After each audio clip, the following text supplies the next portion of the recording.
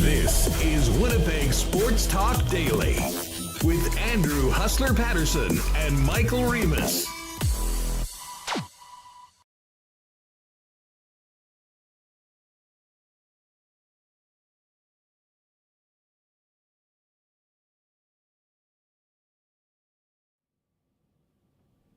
Happy Friday, everybody, and welcome to Winnipeg Sports Talk Daily. We got a big game day edition of WST for you, getting ready for the Jets and the Utah HC tonight down at Canada Life Center.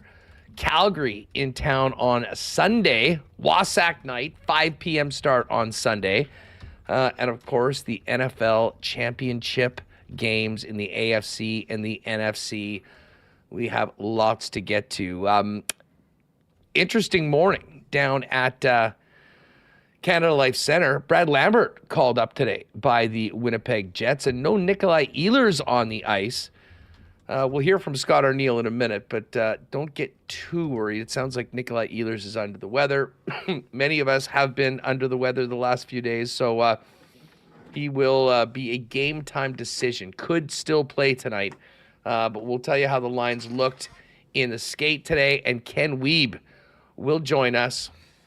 It's going to be interesting to see how his grill is looking after taking that puck to the mouth earlier this week. It looked like he was a little worse for wear on Kenny and Rennie earlier on. I was a little worse for wear yesterday after that root canal. Shout out to my guy, Dr. Terry at St. Vital Dental Center for the great help yesterday. But we got marbles a little later on. We've got Hacksaw coming up, Ken Weeb, and we're also going to talk a little bit of NFL, mostly hockey, with Scott Cullen, some of the big stories around the league, and see where he thinks what it will take for Connor Hellebuyck to potentially win a Hart trophy in addition to a Vezina. Hellebuyck, for his part, is back in net tonight as the Jets take on Utah, and Utah continues to play well. They went into XL Energy Center last night, and our old pal Karl Vejmelka put up a goose egg on the Wild, who were welcoming back Kirill Kaprizov and Jared Spurgeon, but did not have a great game in that 4-0 loss. So tough spot for Utah on the schedule, and I'm sure the Jets will be motivated to be a much better team than they were in Utah on Monday night, where they lost before their thrilling OT win over the Avalanche, thanks to Neil Pionk's deja vu OT winner on Wednesday night. We're going to get Remis in here. We'll hear from Scott Arniel as well as Cole Peretti, who could be playing a more prominent role tonight if Nikolai Ehlers is out. But before we do that, a big thanks to the sponsors that make this show happen each and every day. Our friends at Princess Auto, Coolbet Canada, Rollies Transfer, Manitoba Battery, Canadian Club, Wallace & Wallace, fansfirst.ca, F Apparel, the Winnipeg Jets, Little Brown Jug, Royal Sports, Boston Pizza, and of course we will get to a why not question of the day for Not Autocorp over at Waverly and McGillivray. Welcome to everybody in chat on YouTube. Hit that thumbs up button if you haven't already, and please make sure you're subscribed to the channel, and shout out to all you podcast listeners. Podcasts now for WST even faster and earlier than they normally have because of the handiwork of the brains of the operation, Michael Remis, who joins me now. Hey, what's going on? It feels like Friday. I'm pumped. Big football games this weekend, but also 2 Jets hockey games. And I was saying to you, my schedule this week, very thrown off with the Jets Monday, Wednesday, Friday, Sunday. They've been Tuesday, Thursday, Saturday, like all year. So it was kind of nice. The Jets, there's so many games you get to check in, everything, get to follow what was going on with the Oilers. and Canucks. Corey Perry having a lot of fun on the ice there in that battle. And What a circus last night. I did. And look, sometimes when the Jets are playing, I don't get to watch the prime coast to coast, but that just gives you a good way of watching all the games at once. And with Ken Danikel and Mark Messier last night, just having a nice conversation during the game. So a cool product there. But we're looking forward to tonight and the weekend. I hear there's a big football game as well. So exciting times. There are a couple of them. Hey, just quickly touch on the new improved podcast feed. Oh, yeah. If you had not subscribed to the podcast, well, you should do that. Link in the description on YouTube. But, we were on a different provider before, and it took like half an hour to 40 minutes sometimes for it to show up. But right now, pretty much right when it's posted, like 3:30, it will show up on iTunes or shortly after. So I know people may have been getting frustrated with, hey, where's my podcast? I need it. And we heard the calls new for this year. It will be showing up much more quickly. Most people are on Apple. There are people on Spotify as well. I think Castbox is number 3 and some other. It's also on our website, the front page, winnipegsportstalk.com. So I'm very excited about that it's there way faster now. So yeah, if you have found us on YouTube, make sure to head on over and subscribe to the podcast. If you can't join us live, you'll have the audio version as soon as the show is over each and every day, just in time for your ride home from work if you're working an 8 to 4.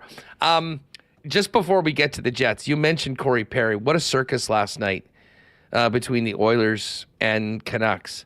Like Corey Perry, it was so funny. I saw Jason Greger yesterday with a clip from his show online saying that the NHL needed to kind of take a page out of wrestling's book a little bit more, and there's no real heels other than Matthew Tkachuk. And I'm like, Greger, what about Corey Perry? You see him every night. And then Perry last night, after his comments post McDavid suspension, that the NHL needs to do a better job of protecting their star players, goes after Quinn Hughes, drops him on his head last night, and then, of course, in true Corey Perry fashion, challenged by, I believe it was Teddy Bluger, punches him a couple times, refuses to drop his gloves, and just laughs at him. There are still some rats in the game, Remo, and Corey Perry would be right near the top of that list. And I was saying this to you before the show that, it's funny because Corey Perry used to be like a good player. Once upon a time, he won the Hart Trophy. He was on Team Canada. We kind of forget that, and you kind of remember Corey Perry of this era where he's, mucking it up and doing dumb stuff and playing on the fourth line. And it almost reminds me of when your favorite band gets old and they start putting out, albums that you don't want to hear them play live anymore. So, hey, it's 2025. Corey Perry's got to find a way into the league. And I was trying to figure out what wrestling move he gave to Quinn Hughes. Was it like a Ronda Rousey judo throw or something like that? But dropped him on his head. Not ideal. And then, declined to fight Teddy Bluger. So, and just had a good laugh about it. I had to say, though, I cannot believe that Canuck team is a Rick Tocchet coach team. I mean, after they blew that third period lead and lost to Buffalo, considering the situation they're in, all the hype and heat around this game, to have an absolute no-show in Edmonton, down 3-0. It kind of reminded me of like Vancouver's performance here a few weeks ago, where they gave up 3 goals and then basically just shut it down. And, I mean, it is such a disaster right now. And listen, Calgary, big win by the Flames last night. They now have a 3-point lead over Vancouver with the game in hand for that 8th and final spot in the West. They've got 3 points on St. Louis with 3 games in hand. So the team that the Jets are going to see, of course, just lost to last week in the Calgary Flames on Sunday, are feeling it right now and playing some good hockey and getting points right now. And they're very much, I would say right now, the favorite to be that 8th and final playoff team in the West. However, Remo, taking it back to the Jets, big opportunity for them to, avenge their loss, if you will, on a Monday, get back into the good graces of their coach, and do the same thing against Calgary. And I would say, we talked a lot about the schedule earlier in the year when the Jets had that just insane period where they played 15 straight games in different cities, and they had the 4 back-to-backs. right now is where they get it on the other side. They're at home. Utah played last night in Minnesota. They're back at it tonight. And the turnaround for the Saturday game, Calgary plays Minnesota at 6 o'clock on Saturday night, has to travel, and then a 5 p.m. start on Sunday. So there can be no excuses despite the loss of Adam Lowry and potentially Nikolai Ehlers. This is set up for the Winnipeg Jets to avenge those losses and, more importantly, continue to stretch their lead at the top of the Central Division and take advantage of Utah's win last night in Minnesota. I thought the Jets already were on the other side when they played for 3 weeks straight at home to start January. The schedule gods, after a very tough November, blessing the Jets with opponents coming in on the second half of back-to-backs. Minnesota, then here. And we've mentioned the Jets don't really have a lot of back-to-backs for the rest of the year as well, the back-to-backs of their own. So we have been wondering, okay, who's going to be the goalies? Like, is Eric Comrie going to get some starts? He did start last time against Calgary. Will he get revenge on Sunday? We'll wait and see, but he is not in the net tonight. It is Hellebuyck against Utah as the Jets look for revenge. So the schedule certainly favorable and good chance for this quick 2-game set here.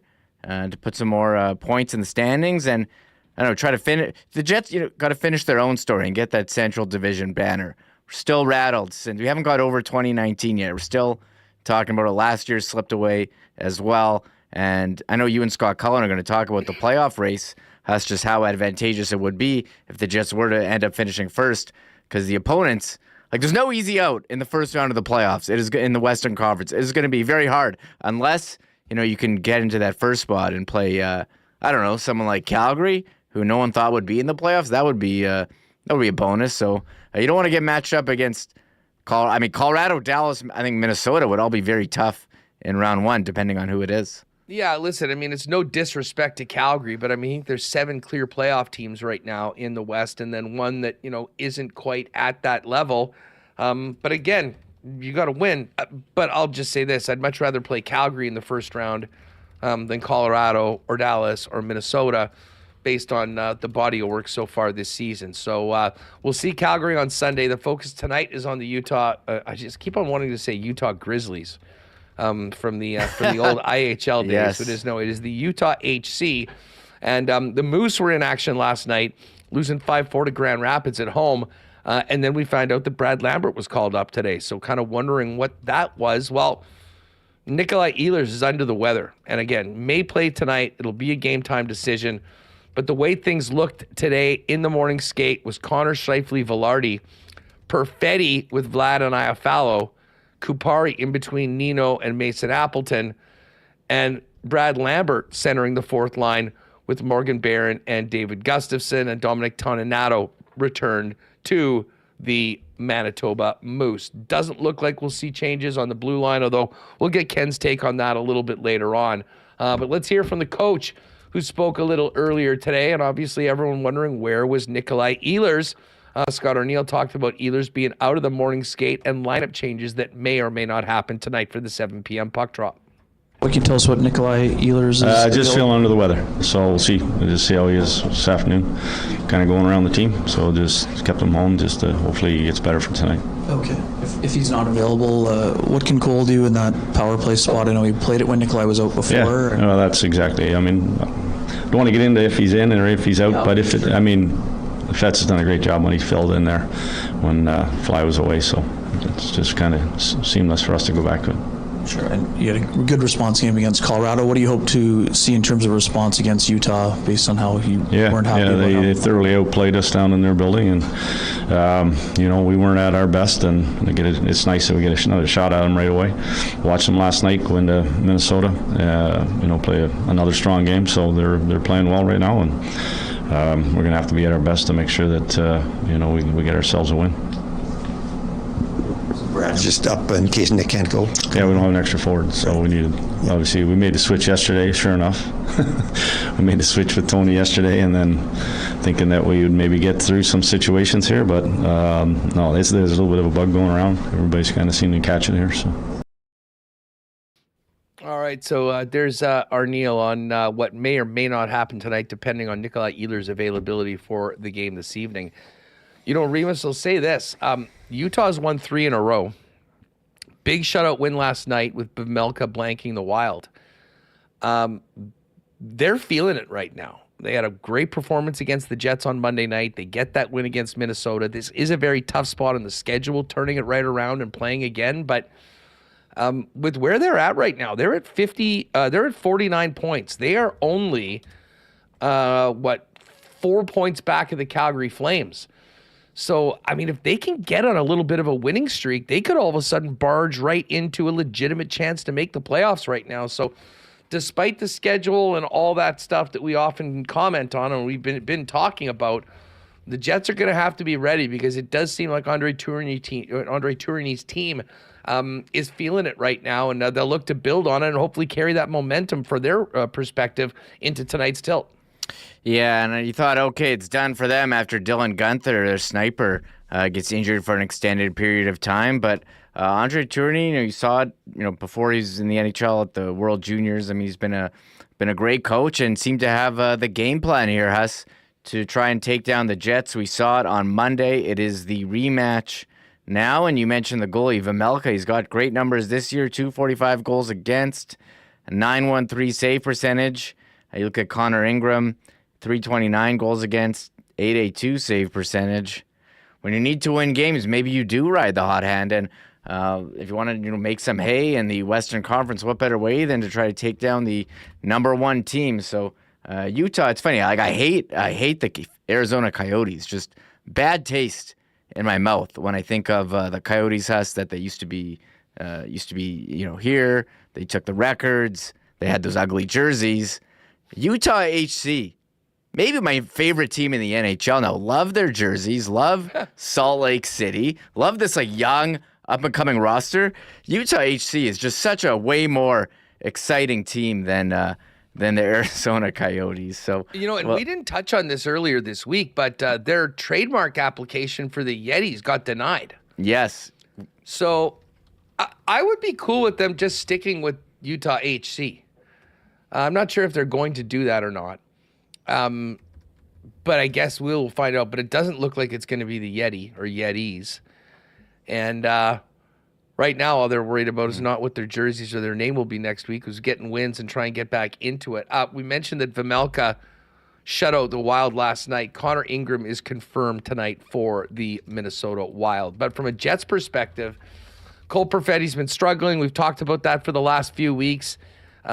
If Nikolai Ehlers won't go, he will have a chance to get in on that number 1 power play unit and potentially up onto line 2 as well. Here's our Neil on Perfetti's game as of late. That's not just him. That's guys that you go through stretches where, if he wasn't doing those things, being annoying and, playing well without the puck, and he is getting inside, he's getting looks. He's had some really good looks, sort of one-on-one with the goalies, and those are things that goal scorers, playmakers, they kind of go through spurts. When they get hot, they get real hot. And you know what, for me, that's all I say to him. As long as he's doing all the other things well, those numbers will come, those situations will come, and you just stick with it.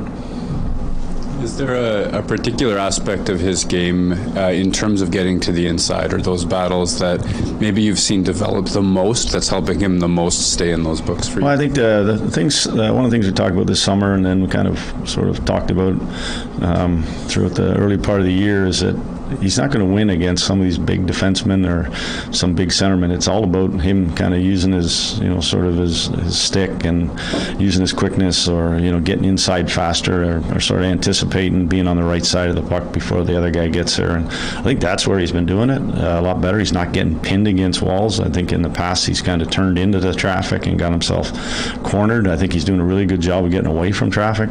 I don't mean it in the sense that he doesn't play in there. I mean, he recognizes when the swarm is happening in the corner. He knows how to get away from it, and I think that's been a better look for him, and allows him to kind of keep the puck on his stick or move it and then get into holes to get that second opportunity. Now, if Perfetti is in that spot, that'll mean Brad Lambert is in the lineup with the Nikolai Ehlers potentially out tonight. Here's Arnie on what he wants to see from Lambo, who got the call from the Moose. He came in and I thought he did a real good job of, how, going into a situation where, needed him to kind of give us, obviously in that center ice position. It's a big role. So you're at tonight, I mentioned this morning that like we talked about before, it's how you play with the puck, it's how you play without the puck, and those are kind of lessons that he's learned as he goes here. All right, so this could be a big opportunity for Cole Peretti, and it sure would be nice if he could get onto the score sheet, start feeling a little bit of positive mojo. Peretti met the media after the morning skate, and here he is on playing on the left side of this new look line that could be in action tonight, and a potential move up to the first power play unit as well. Kind of our system is, we're reading off each other anyway, so there's been, even though I'm listed as a right winger, there's been multiple times, a lot of times this year where you come back into the zone and you end up being the left winger, so nothing really changes too much. Couple different line mates, so that might, that changes the look, but at the same, between left wing and right wing, there's really, I've played, both positions in the NHL, so I feel confident in both. Yeah, and you also had a stretch when Nikolai was out where you played in the top power play unit. I mean, what will that opportunity be like for you again? Yeah, again, obviously that unit's, they're doing a really good job, and just try to, it's hard to replace Nicky because of what he can do and how special he is, but just try to be in there and support them and be in the right spots for them, and that's kind of when that unit is successful, is when they're all supporting each other and everyone's in the right spots and they're moving the puck quickly, and I'm just going to try and do that and work hard for them and hopefully find some success. All right, there's Cole Peretti, and Reem, people on the podcast won't be able to see this, but how about that sweet hat? You know what that is? I do not. What is it? That is the Howard Chuck Strong hat. Really? And that picture, that graphic, is actually... Was that the statue? A silhouette of the Howard Chuck statue. Man. And I know that I should give a shout out to our buddy Eric Howard-Chuck, who was up in the peg for the games against the Kings and Avalanche a couple weeks ago. And Eric was rocking one of those, and I saw a few of them around. I know he went with the boys from Not Autocorp down to a couple spots after the game, and they were rocking those. So it's nice to see Cole Peretti with that lid. There it is. Look at that. Got to get my hands on one of those. Those are very, very sharp. And if you're a Jet fan that spends any time around Canada Life Center, it'll take you a minute, but the minute you see it, you won't forget it. Yeah, I was like, this logo looks familiar. What is this, like pro hockey players or NHLPA? But yeah, that's the statue right there. That is a very cool lid at howardchuckstrong.com. So that's awesome. Got to get one of those. Good stuff. We'll have to get Eric on the show sometime. He was geeked to talk about the Jets and how well the season's gone so far. Anyways, let's get back to Cole Peretti. Regardless of who is where, the Winnipeg Jets definitely will look to be much better than they were on Monday night. We remember a Bones-esque post-game interview from Scott Arniel, something we hadn't heard very much of this year. After Monday's game, here's Peretti on getting another crack at the hockey club tonight. Yeah, well, obviously I think we're unhappy with, how, we left Utah. We weren't feeling too good about our game there, and I think it's going to be a different game for us for sure. I think we're going to come out with a different, intent and energy, and obviously, they kind of embarrassed us in their building, so we want to, return the favor for them tonight. So that feeling sticks against a certain team? You don't take it out on who you're playing next? I think to a certain extent, yeah, but when you play a team 2 games later, you still have the sour taste in your mouth. I mean, if we don't play them for 20 games, then probably would forget about it. But the fact that we played them 4 days ago is, yeah, you remember what they, how they played against you and how we didn't play great and how we want to change that. So there is the man they call Fetz inside the room. Now, you mentioned Peretti's had some offensive struggles, but has added some different components to his game. And Scott Arniel said he's been pleased with the way he's been playing away from the puck. Here's what Peretti had to say about his game. Yeah, I feel obviously the production might not be there in the sense of stat sheet and stuff like that, but I feel like I'm really starting to play really good hockey all over the ice, becoming a two-way guy. That's kind of what I'm trying to focus on, is being harder on the puck, harder on the walls, kind of being a little prick to play against, not being fun to play against, and also trying to just be annoying, reliable in all zones, and eventually the production's going to come, and that side of it, the offense will come. But the way I look at it, the way we talked about it as a group, and for me with the coaches, is how can I affect the game if I'm not scoring, or if I'm not getting production, and if I'm able to look myself in the mirror and still say like I contributed to this win, and that's a successful game. So that's kind of my mindset, is to just do all the little things right and buy into that process, and I feel really good about my game. All right, so a little bit more from Cole Peretti. Now, I had to have a chuckle. He was talking about trying to be more of a prick to play against. I guess he expanded on what it means to be a prick to play against, as per his words in that last clip. Just being annoying, having a good stick. Obviously I'm not going to send a guy into the third row and kill a guy, but if I can get in on them on the forecheck and get into, use my size as an advantage actually against them, and be a little slippery off them, be in tight spots, get in on their hands, be annoying on the forecheck, turn pucks over on them, they'll get annoyed real fast. It's real annoying when a guy's all over you and can't, you're having a tough time getting the puck out against them. So if I can, be good on the forecheck and, also be good on the walls in our own zone, stuff like that, then, I think, I can annoy them, and that's a good way to use my size as an advantage. I can't remember who it was that he high-sticked in the face against Denver to get that penalty in the first period, but I'm sure they would agree. That individual may have been on the road to a little trip down to St. Vital Dental Center for some work after that, but it was only 2 minutes.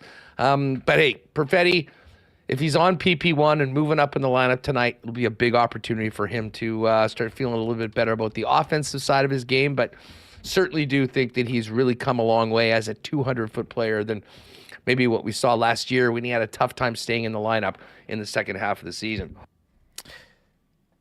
Listen, we're going to bring Scott Cullen in, and then Ken Weeb's going to jump on after to discuss tonight's game, the weekend, with games against Utah and Calgary. But I want to thank our friends at Rolly's Transfer for their great support of Winnipeg Sports Talk. Of course, Rolly's Transfer, family owned and operated for over 60 years here in Manitoba, and the most trusted name in moving in the city and province. If you and your family have a move in 2025, get the white glove treatment from Rolly's. Head on over to their website at rollys.com. You can click on the request an estimate feature on the top right corner.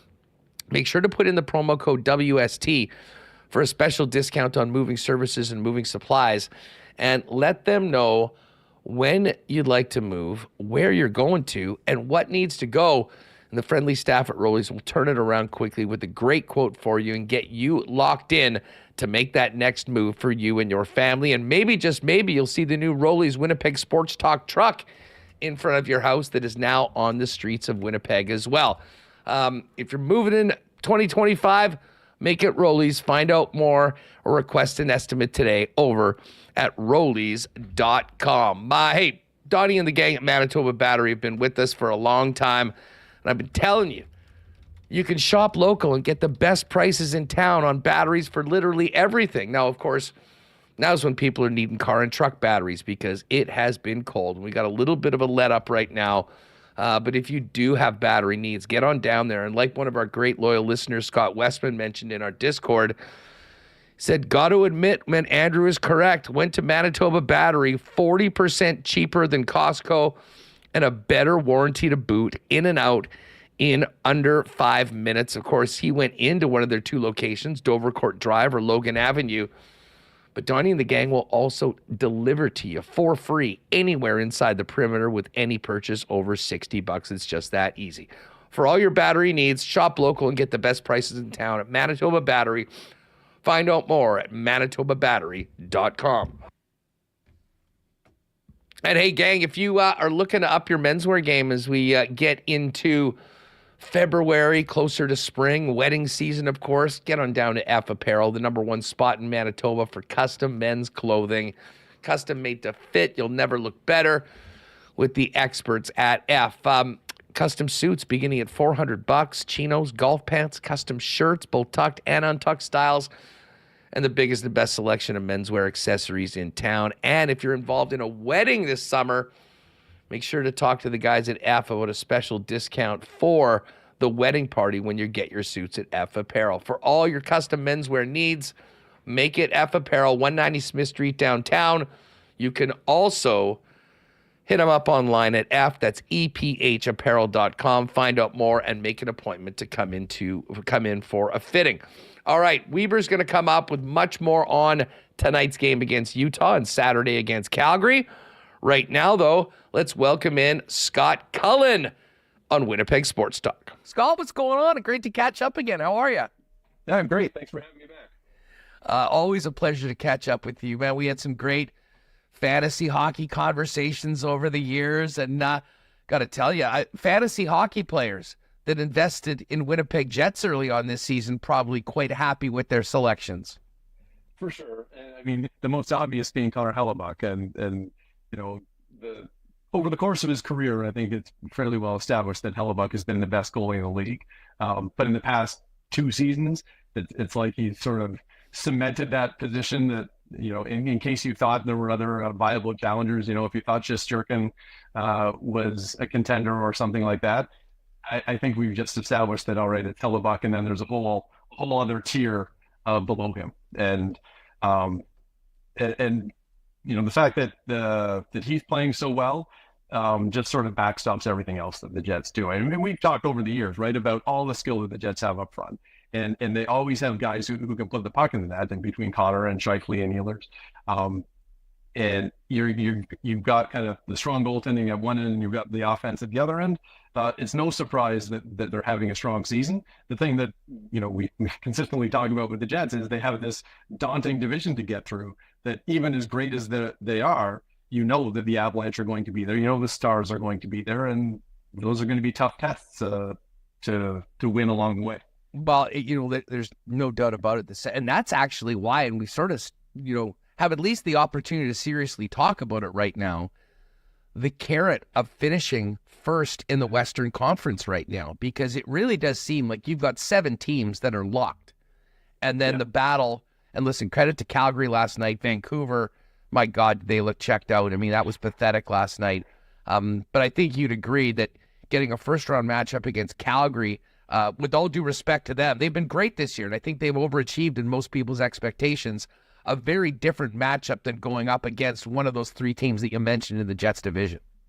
Absolutely, right. And this is, I mean, in some ways, this is, if you're setting up the league this way to incentivize the team to come first, this is the difference that you want to make. You want it to be like, you play hard to win first place, so that you get a team like Calgary that might be overachieving, but that's a pretty favorable first round matchup for a team at the top of the standings. Whereas the teams that finish second and third in Central, there's a team that's going to be devastated that they lose in the first round there. Well, and I mean, just part of it, I just kind of thinking about this now, looking at the standings, but if the Jets were able to do that and they get Calgary kind of flopping over to moving over to the Central, at the same time, that punts Colorado's the wild card team right now. I mean, Colorado going over, and can you imagine a team like Edmonton or Vegas saying, "Oh, great, we win the Pacific Division, finish second in the conference, and you get Nate McKinnon in the first round"? I mean, the bottom line is there are no easy outs in the playoffs, and but there are more advantageous matchups, and there is a real carrot for first in the West this year. Yeah, I agree. And I mean, you can see that in the East as well, is that there's real incentive to finishing first in your division, because there are some kind of dogfights in the wild card, but if you're one of the teams at the very top, if you're facing one of these teams that sort of just qualifies from the playoffs, you'll take that matchup. I mean, yes, every team that makes the playoffs has some level of competence, but when you're trying, you're doing this on probabilities, you would much rather take this team that kind of just squeaks in, as opposed to a team like, even if Colorado, where they are in the standings right now, is somewhat dictated by how their season started, right? They were missing a ton of guys, and they had like a 500 start for the first 20-25 games, and I don't think anybody looks at a healthy Avalanche lineup and thinks, that's definitely who I want to line up against in the first round. No, definitely not. Although it's funny, going into the game on Wednesday, we were looking at just their month of January, and since New Year's they've been win one, lose one, win one, lose one. And listen, Jet fans, maybe more than anyone, know the impact of Nichushkin in the lineup. I mean, he absolutely, he, as much as Makar and Rantanen and McKinnon were beasts, I mean, that first round series, he was the difference maker. And then we all know what happened to him the next round and then what happened to Colorado. But they're missing him big time right now.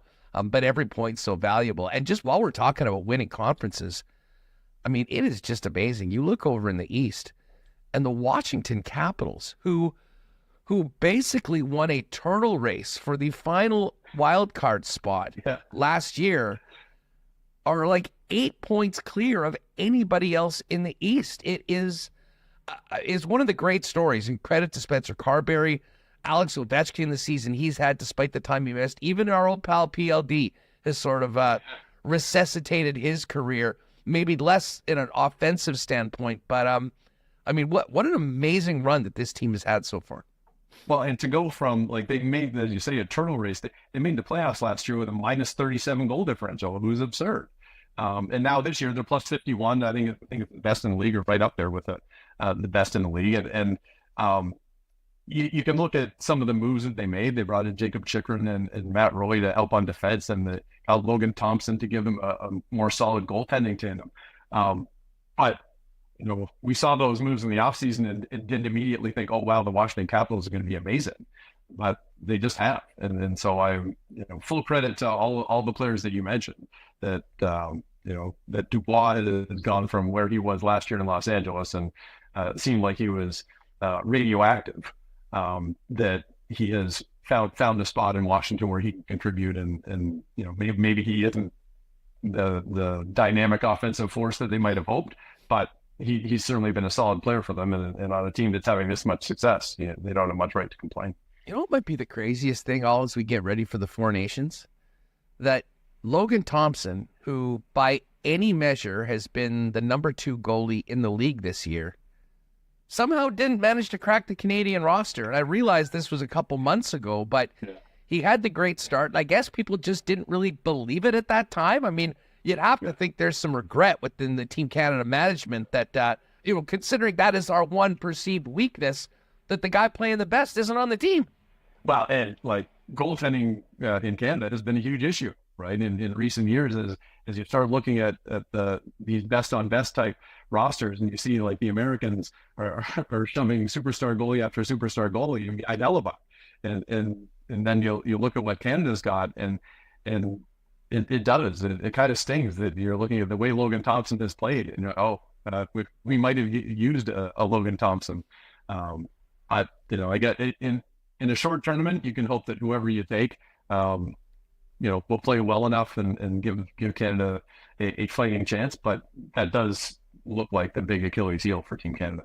At most of the books right now, Hellebuyck's a massive favorite to win a back-to-back Vezina trophies. But I would say that it would take a major drop-off of both the team and the player for Logan Thompson not to be a finalist. And I believe he's a UFA at the end of the year, so timing is everything. And I'm sure his agent is enjoying every one of these bits. Back to Hellebuyck for a minute. Mm-hmm. The Hart Trophy conversation's interesting this year. I mean, you've got some of the usual suspects, Nate McKinnon, Leon Draisaitl this year. I mean, Quinn Hughes, if you kind of dig into the underlying numbers, the difference for Vancouver when he is on the ice to off the ice is insane. But, Connor Hellebuyck's flirting with leading the league in every single category for goaltending. Wins, shutouts, goals against average, save percentage, and minutes played. We're obviously pounding the drum that people should kind of consider Hellebuyck a little bit more. How hard is it for a goalie to win? What do you have to... Can a goalie just be incredible and win it, or does it need to be a down year for some of the forwards for him to really be in the mix? The way it feels to me is that it does require it to be somewhat of a down year, that if somebody goes out and puts up 130 or 140 points, that, the voters tend to swing that way. But if you look back to, goalies who won, like Dominic Hasek, Hasek had obviously great season, but he was also doing it at a time when, some of the top offensive years were not amazing. And so that made it a little bit easier for I guess, attention to start swinging to the best goaltender. Like, as we've said, there is really no dispute on who the best goaltender is in the league, and the odds for the Vezina Trophy, support that. And so then it does become a question of, are you satisfied enough that whoever the top forward is, whether it's McKinnon, Draisaitl, McDavid, one of those guys, if they had a great enough season that yes, they should get an MVP, but if not, well, then you start looking, and you'll look to Quinn Hughes and you'll look to Hellebuyck, because basically the point you made on Hughes is completely right. Like the Canucks are so much better with him on the ice that, and just in terms of his raw production is at a really high level. Coming into the year, Hughes is already the reigning Norris Trophy winner, but coming into the year, Cale Makar was the favorite to win, because I think the sort of general consensus has been that Cale Makar, consensus outside Vancouver, I guess, is that Cale Makar has been the best defenseman in the league for the past few years, and give him a healthy season, and Cale Makar should win it this year. But I think Hughes has just outperformed him, which that's no easy task. And so if you have, if you do end up kind of moving off the top centers or top forwards in that MVP conversation, well, then I think you end up with basically a Hughes versus Hellebuyck. And I think that the season that Hellebuyck's having, if it continues kind of this way for the rest of it, I think he's going to have a shot. I mean, look, Shesterkin made it as a finalist a few years back, and I don't think there's any reason to think that that Hellebuyck's season is any lesser. And so it'll be interesting to see whether any one of the forwards kind of leaps forward and takes control. Because if they don't, I do think there's a chance that a non-forward could win this year. Well, and the other thing, just when we're speaking about Hughes and Ellie, obviously team performance is a big part of it, and the Winnipeg Jets are flirting with number 1 in the league, and Vancouver is a train wreck. I don't know if there's any way. That was such an ugly no-show last night. And, for a Rick Tocchet team to be in a situation like that, pushed around, I didn't think that they would trade one of those two guys like Miller or Paterson. It's an impossible trade to win. It almost in some ways throws in the towel on the season. But, organizationally for the team right now, I don't know how they don't make some sort of a move, Scott. It's looking that way, and I was sort of that mind a while back too, that now they'll figure this out, and you keep going ahead, because it's really hard to move a top producer like either Paterson or Miller and still kind of keep going. But as this season is kind of sliding away from them, they might have to look longer term than just what happens this season. And I don't think you can look at how this season has gone and think, oh yeah, well, we'll be fine to run them back again next season. And if that's the case, if you're not going to, go ahead with that duo, then, you're going to have to bite the bullet and try and make a blockbuster trade. And look, the teams are lining up. They'll be happy to take one of those guys off the Canucks' hands, but they'll probably try and do it at a bit of a discount. We were mentioning the Norris Trophy there for a minute. Obviously, Hughes and Makar right at the top of that list. The other guy that we have to mention is Zach Werenski. And listen, the story of Columbus, and we were talking about this yesterday on the program, the fact that they're in a playoff spot right now, with the tragedy of Johnny Gaudreau beforehand, no one thought that they'd be very good to begin with in the first place. The injuries that they've had, I think that if he was in a different market, I think more people would be talking about him, and I hope that will change as we get further down the road, and hopefully Columbus is still in the mix. But man, when you look at the East, it's very different than a bunch of teams battling for one spot, like with chasing Calgary. Columbus is in a spot. Boston, has played 4 more games than Tampa. Really, that third spot in the Atlantic's very much up for grabs. And then the Rangers have got it together, but Ottawa, Montreal are right there. Philly and Detroit trying to make it in. As opposed to last year, which was like some garbage team is going to get in. This could be one of the most fun races we've seen in a conference for a wild card spot in a long time. Yeah, I agree. And, the Columbus story is probably my favorite story in the NHL this year, because there were no expectations on them. Obviously the Gaudreau tragedy is devastating to begin with, but just based on the talent on the team, you didn't necessarily think that, that's a team that should be contending for a playoff spot.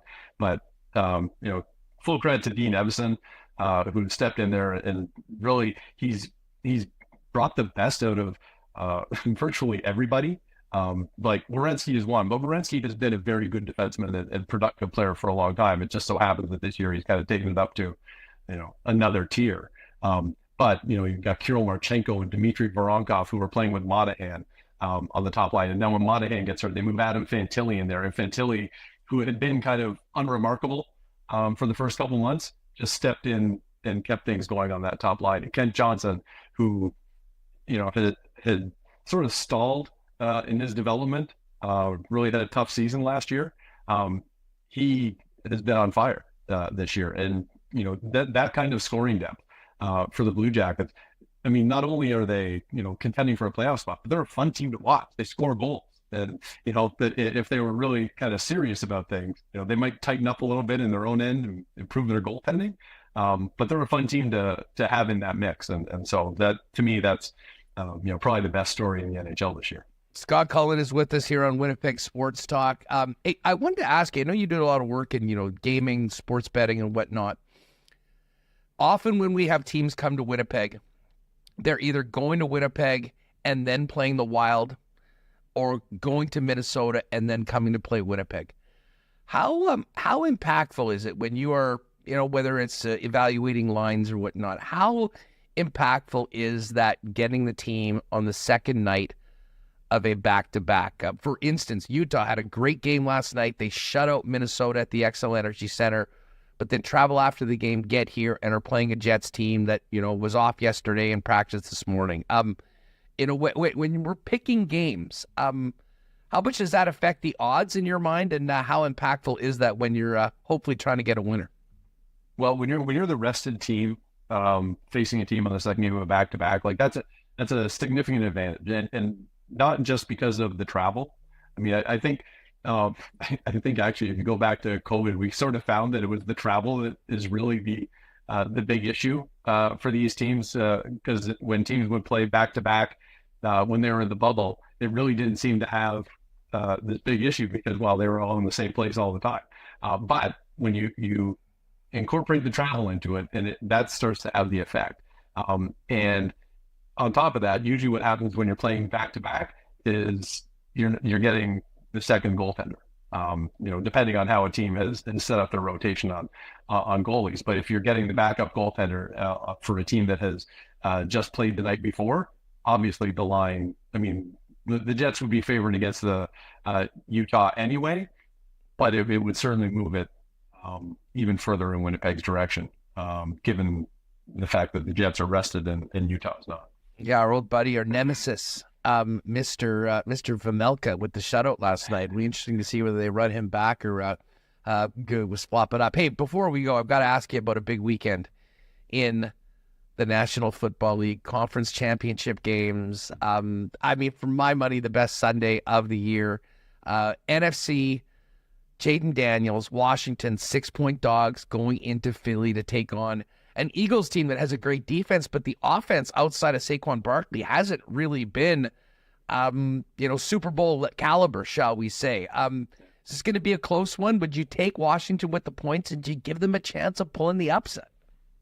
Well, so here's the thing. I did a video for Pinnacle this week in which I picked the Eagles, but I sit there and I waffle on it because I've watched what Jaden Daniels has done in the past couple of playoff games, and there's just so much to like about a rookie quarterback who doesn't turn the ball over, who makes crucial plays in third and fourth down situations, and can do things with his legs so that if a play breaks down, he can scramble for a first down and keep the drive going. And so I've taken the Eagles, but it is the most half-hearted taking of the Eagles, and it's basically because the Eagles, their defense has been really strong this year.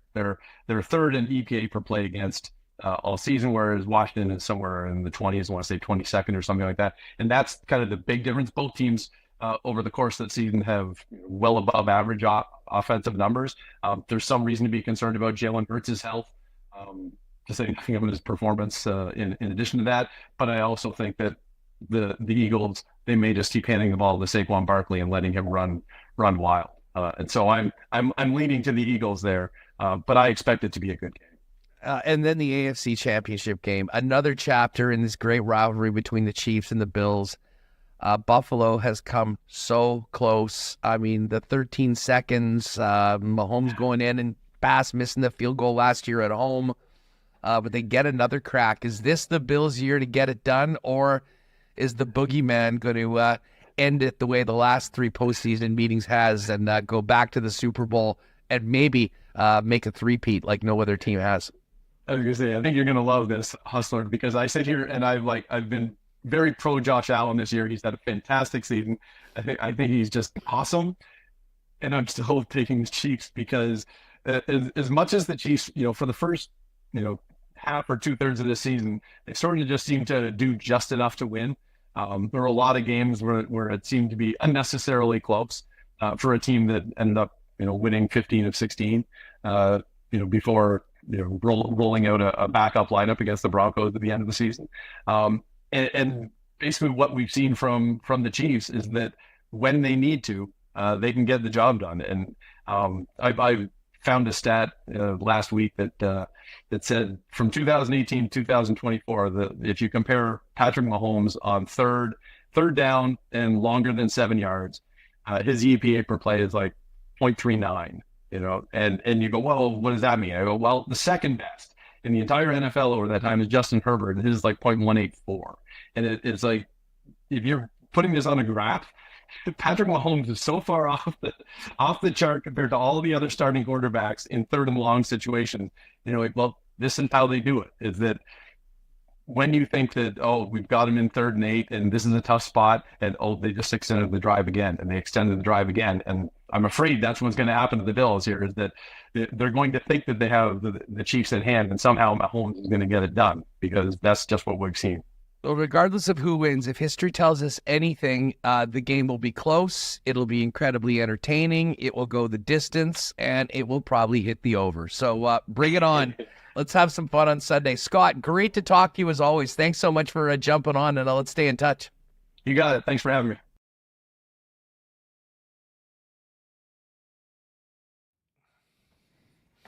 All right, good stuff with Scott Cullen. Great to have Cully back on with us. We've got Ken Weeb coming up in just a minute. Hacksaw as well. We'll discuss the championship weekend in the National Football League. And then we'll get into marbles. And we won't screw around like we sometimes do. We'll try and get into it a little earlier than normal today because we got a bunch of things that we got to get done before this game tonight. Anyways, hey, let me thank our friends at Princess Auto for their great support of WST. Of course, Princess Auto, founded in Winnipeg, headquartered in Winnipeg, and coast to coast across the country, but with 3 locations in Manitoba to serve you. In Panet Road, Portage Avenue West, and out in Brandon for our friends in Westman. And at Princess Auto, you'll find the best deals on the most unique assortment of tools and equipment around. Everything you need to complete the projects on your list or start something new is at Princess Auto. You can also shop online 24/7, 365 at princessauto.com. And we're counting down the days until we're back going with our bomber reports for Princess Auto and back to Princess Auto Stadium, cheering on the blue and gold. Hey, the weekend is here. Big cheers from our friends at Canadian Club and Beam Suntory. And for all of you whiskey lovers, especially the ones that joined us at our Whiskey Masterclass with Canadian Club last year down at the Manitoba Sports Hall of Fame. Good news, we're doing it again. February 27th at the Manitoba Sports Hall of Fame. We'll do the Maker's Mark Whiskey Masterclass this time. And we'll be watching the Jets and the Nashville Predators go at it on the big screen at the Hall of Fame. Now, we do not yet have a ticket link, but we will be putting that out to all of our members next week. So if you want to make sure, there's very limited tickets for this. It sold out quickly last year. I would suggest getting on our mailing list. You can go to the website, winnipegsports.com, just sign up for the mailing list, and you'll get a notification next week when tickets are available. Jump on them and join us for what was an amazing, amazing night last year. And we're going to be doing it again, this time enjoying the best of bourbon, and very appropriate. The Jets are playing Nashville because, of course, Tennessee's home of some of the best bourbon in the world. February 27th, with Winnipeg Sports Talk, the Maker's Mark Whiskey Masterclass.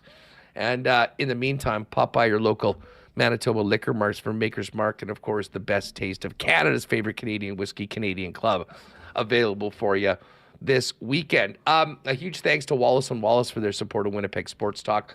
Wallace & Wallace have been the fencing and overhead door specialists in town since 1946. If your property needs the security and protection of a new fence, or if winter's doing a number on your current one, give them a call. They've got you covered with vinyl, ornamental, welded wire, chain link, wood fences. And if you need a new garage door, talk to Wallace & Wallace. They've got the largest selection in the province of overhead garage doors, which means they got one to perfectly match and fit your home and add value to it at the same time. Give Wallace & Wallace a call, 204-477-2500 for they'll be happy to come down and give you a free estimate.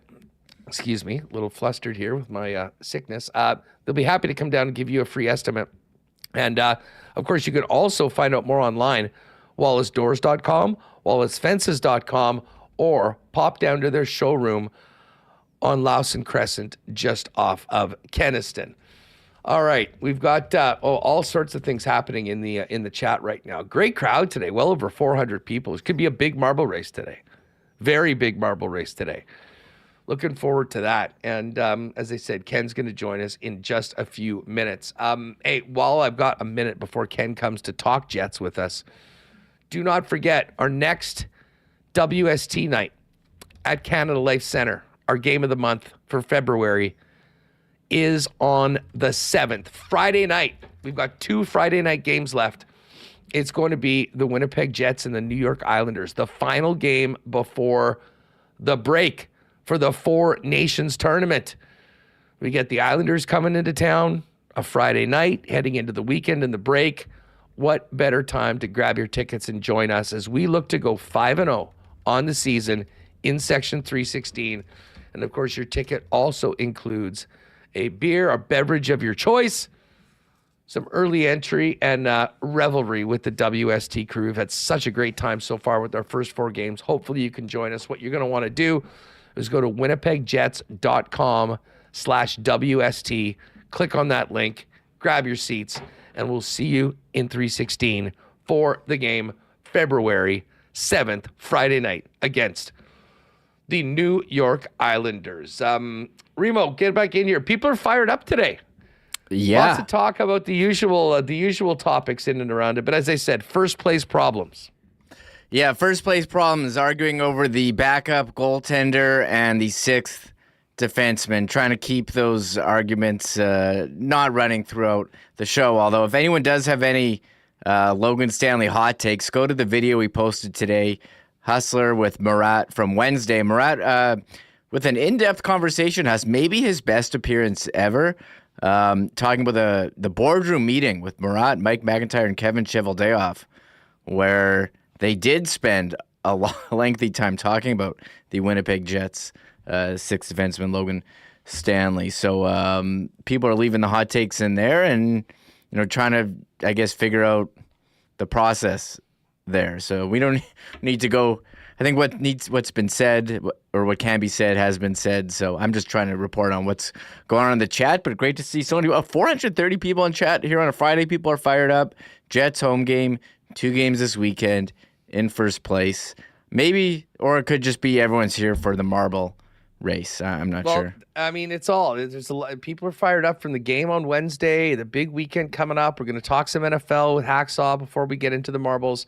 Remo, let me quickly ask you a why not question of the day for not Autocorp at Waverly and McGillivray. If you were a star of print, internet, and television, would you wear a full cage if you were playing in beer league, or would you put yourself at risk of getting dinged in the chiclets by a puck or a stick? Yeah, I play hockey a couple times a week, and I have seen people, have deflected pucks or high stick on a fall through, get hit in the face. It is ugly. It is not fun. It is unnecessary. So anyone who plays with a visor, It's pretty hardcore. So I'm not hardcore. Look, I'm on YouTube. I need this face to earn income. I can't be showing up. I can't be showing up here with black eyes and knocked out teeth. I also don't have. I have 2 kids. I don't have time to sit in a dentist chair and deal with it. So I'm putting on the cage, and if someone's gonna chirp me, say, take off your bird cage, I'll be like, hey man, like I gotta earn a living here. Like I don't have time to deal with this. Very topical as we welcome in Ken Weeb, who's a little worse for wear from taking one in the grill earlier this week. Ken, you're looking actually pretty good. You're the recovery's coming around. How are you feeling? Andrew, great to be with you on a pleasant Friday. Yes, stitches removed this morning. So stitches, making some sticker puck, deflected puck to the face. Yes, Sunday morning. So. Yeah, I had been debating switching over to the full cage for quite some time, and we have a full. I will be heading to the store on Saturday after the Jets skate at Hockey for All Center, I believe. I'll tell Hasbeek to get one ready for you. Sorry, Royal Sports, yes, your exactly, number one spot for hockey equipment. They'll have it locked and loaded, ready for you to go. Yes, I just have to decide if it's going to be iTech or full cage, because when I was playing AAA, I guess U18 it's called now. I used to go with the iTech for the longest time, but we'll have to see. Anyways, it is definitely coming on. We were fortunate, Huss, this is the beauty of hockey. I had a doctor, a dentist, and a nurse all on the bench. And again, I did mention it on our show, but Dr. Michael Isaac, above and beyond, did the stitching himself after we got off the ice and got it to settle down. So saved me some time at Emerge. And Huss, as you know, I had a flight at 5 p.m. For a little resumption of the start of the MB Golf Tour 2025. So and also, you can barely even see. We've talked about facial hair before, Huss. I am in no danger of being in the Dylan DeMello, Kyle Connor conversation for my 1 week's growth here so far. It's pretty thin. As you know, Ken Sr. can rock a pretty good mustache, but it skipped the generation. I'm gonna have to keep it growing out for a while here anyway because of the skin healing. But I'm not in any danger of taking on our any of the Jets or our pal Jimmy Toth, who also gets a pretty good Movember going. So, anyways, fortunate it wasn't worse. Huss, I do wear a mouth guard. I always have. That probably saved me about 4 or 5 chiclets on the upper portion there. So. Anyways, could have been worse, but so wild, right? So I have always worn a visor. I'm not one of these guys running around thinking they're Ryan O'Reilly. Going to the net, driving to the net, out of my peripheral, I see a guy coming. We're going to arrive at the same place, so rather than lean on a forward deflected puck, I would lean forward normally, but there was somebody coming. It would have been a head-on-head collision. Instead, I pull back, the puck catches me under the visor, flush on the edge, and went to the face, Huss. Noticed there was a little bit of blood, but the oncoming traffic coming towards me, the look on the face of Mr. Campbell let me know that it was not a great scene. I better be grabbing a towel and the first aid kit. And it happened on the second shift, Huss. So, I mean, tough way to start your Sunday morning. So. Hey, didn't your cohort, Reynolds, who, spends a lot of time in front of the camera, that is the main thing that butters the bread. He had the same thing happen. What did he do? Did he do any Hockey Night in Canada games looking like he had just been in a fight out back? Or I can't remember what that scenario was, but he definitely looked worse for wear on K&R. That's true, but remember he has a kit that helps him keep some of those things under wraps for television purposes. That a full makeup team. I never followed in those footsteps yet, but that's also why the light was always bouncing off my head. So. Hey, anyways, I'm glad you're feeling better and you're looking good too.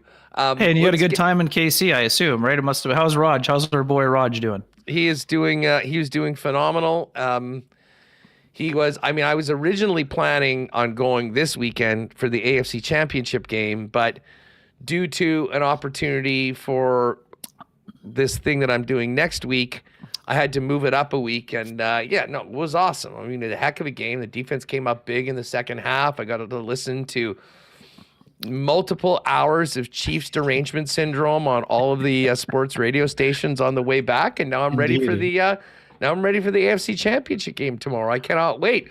I did though. Our buddy that I met through Raj, Big Mike, the former bartender from the Diamond Club at the K, opened up a bar though, and he's kind of turned it into a little bit of a Jets bar. I brought him a Josh Morrissey bobblehead and a heli that they display there, and we actually got a chance to see the third period of the Calgary game last Saturday. And funny enough, Ken, tonight and Sunday, the Jets get cracks at the two teams they lost to last weekend, and some pretty advantageous scheduling for the Jets, with both teams being in Minnesota the night before. Although focusing on tonight, Utah looked pretty good last night. Kirill Kaprizov, Spurgeon coming back to the lineup, no problem. They got Vamelkad last night, and Utah's on a bit of a heater coming in tonight as they look to get closer to Calgary for that final wild card. Yeah, no doubt, Husson. On my layover on the way home from Arizona yesterday, I caught the first period on radio, and man, it was very I listened to the Wild broadcast, and it was very one-sided in terms of how Utah played, and it could have been worse. Us disallowed goal with the goalie interference, which was the right call, but 4-0 could have easily been 5-0, and impressive job by Utah. I mean, Barrett Hayton's got his game going. I mean, he played very well against the Jets the other day with the 3-pointer. Clayton Keller, speaking of stitches, and his are a lot worse than mine were. An incredible job for him to come back, and he's been really rolling as the captain, doing a nice job. So it'll be a tough test, but Huss, I'm expecting the Jets to be quite sharp here. I mean, obviously we heard everything coming out of Monday, from Scott Arniel, and the players were sour about how they played. Even Cole Peretti dropped the they embarrassed us this morning when he was asked about that. So, I mean, I expect the Jets to be sharp. Obviously, they responded incredibly well on Wednesday against the Colorado Avalanche in that overtime victory, and I expect them to be quite sharp here. But, I mean, hey, Utah has devised a very good game plan 2 games in a row against the Jets, but I think that will have the coaches in the lab even a little bit more. But to me, it's all about execution, and the Jets just need to have better puck management. I didn't like their effort on Monday. I know Sean and I disagree about the variation of who gets credit, who gets blame.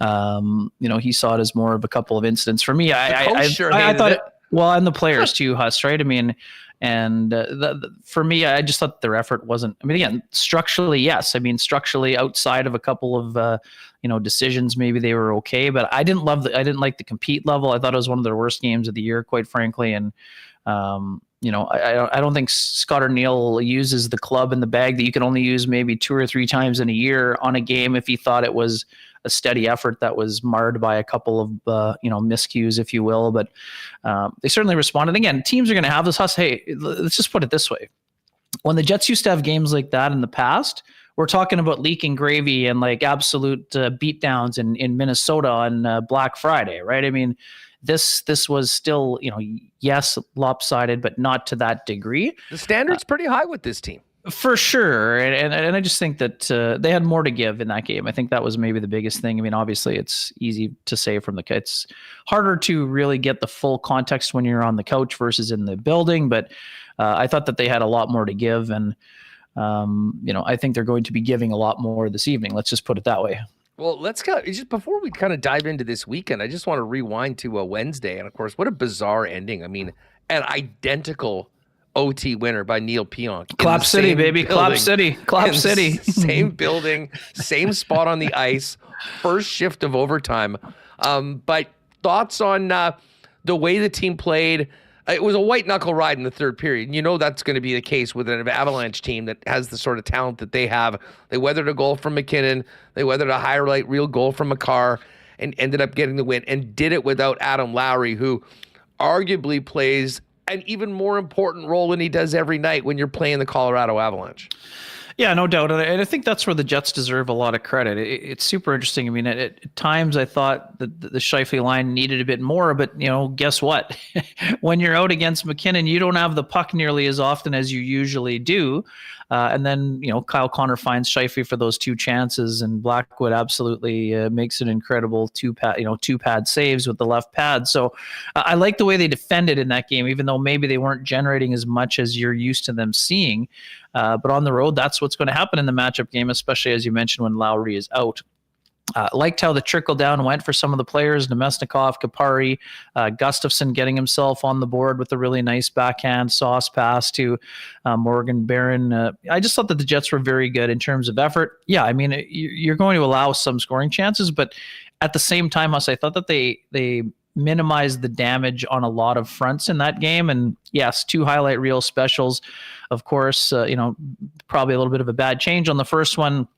Niederreiter caught flat-footed, and Huss, I'm here to tell you, it doesn't matter if you're a longtime NHLer, a rookie, if you're a forward, if you're a defenseman, if Nathan McKinnon is coming at you with speed and you are in a more so a stationary position, he's going to be past you in a blink of an eye. And I thought he was back to being a rhinoceros on skates in that game on Wednesday. But again, it's his first goal. Huss, if I had told you at the start of the year that Nathan McKinnon in 4 games against the Jets would have 1 goal and 1 assist in the season series, what would we would have seen? What would we have said? 1 period in the playoffs? Sometimes 1 shift at times. That's a good shift for him. So Jets have done a good job against him. The Makar goal is just really brilliant individual effort, and that play doesn't happen unless Rantanen has the patience to draw the Jets to the middle and then drop pass to Makar, right? So, and even then, Makar, his ability to get the puck in tight, DeMello's going to slash the puck off his stick, at least, take the penalty and negate the scoring chance. He moves the puck in tight and then still roofs it. I mean, that was just impressive stuff. But the Jets' ability to stay composed and calm in that game, especially given the circumstances and all of those things, I thought was impressive.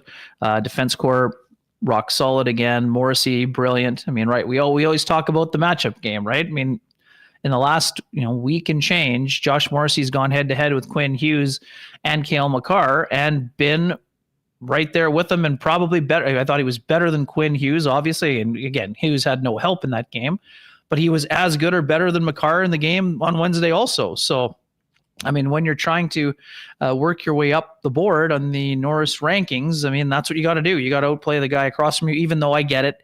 It's not one versus the other, but you got to shine in those games. And Josh Morrissey certainly was shining in that game. Not only just the 2 assists, but I thought he defended incredibly well in the game as well. Let's take a quick moment to give a little love to your guy, the Gus Bus. Like that 4th line, I thought, the addition of Appleton there coming back to the lineup, Morgan Barron, but David Gustafsson in particular, I think, he said it in his in-between period interviews as well, realizes that there's some good opportunity with Adam Lowry out of the lineup, and I thought he really rose to the occasion. And that's the thing, Huss, right? Like David Gustafsson doesn't play with the physical edge of Adam Lowry, but he is we always talk about the word processor for Cole Peretti. Well, David Gustafsson thinks the game defensively the way that Adam Lowry does, or I would say he's probably the closest to that in terms of how the Jets defend down the middle. So, yeah, I mean, there's a great opportunity for him. I mean, Huss, one of those training camps, I wondered if he might be the guy playing with him and Appleton a couple of years back. So, I mean, his offensive game hasn't developed maybe the way that we thought, but he's still the kind of guy. And that pass to Barron is, I always tell you, even though when he's not racking up points, he puts the people around him in better positions to be, strong offensively. And he used to do that with Nils Höglander at the World Juniors and things like that also. So definitely an opportunity. They're going to lean on him. He probably is going to get a little bit more PK time. I think that's something that we might see a little bit more of. It's more Kapari, but I think that Gustafsson can get himself in that rotation as well.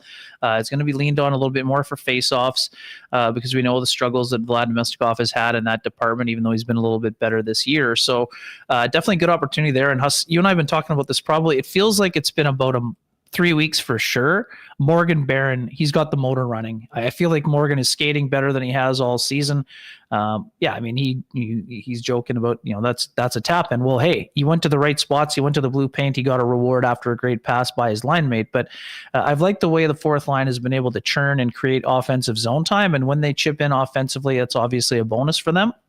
There's other guys playing up the lineup and gives a little bit more opportunity. But I like the way that Gustafsson's playing. Huss, he looks like he's very, playing with more confidence. And that makes sense. It took him a while to get in the lineup with any level of regularity. And now that the injuries have piled up a bit, he's sort of seems like he's settling in and doing a nice job on a lot of fronts.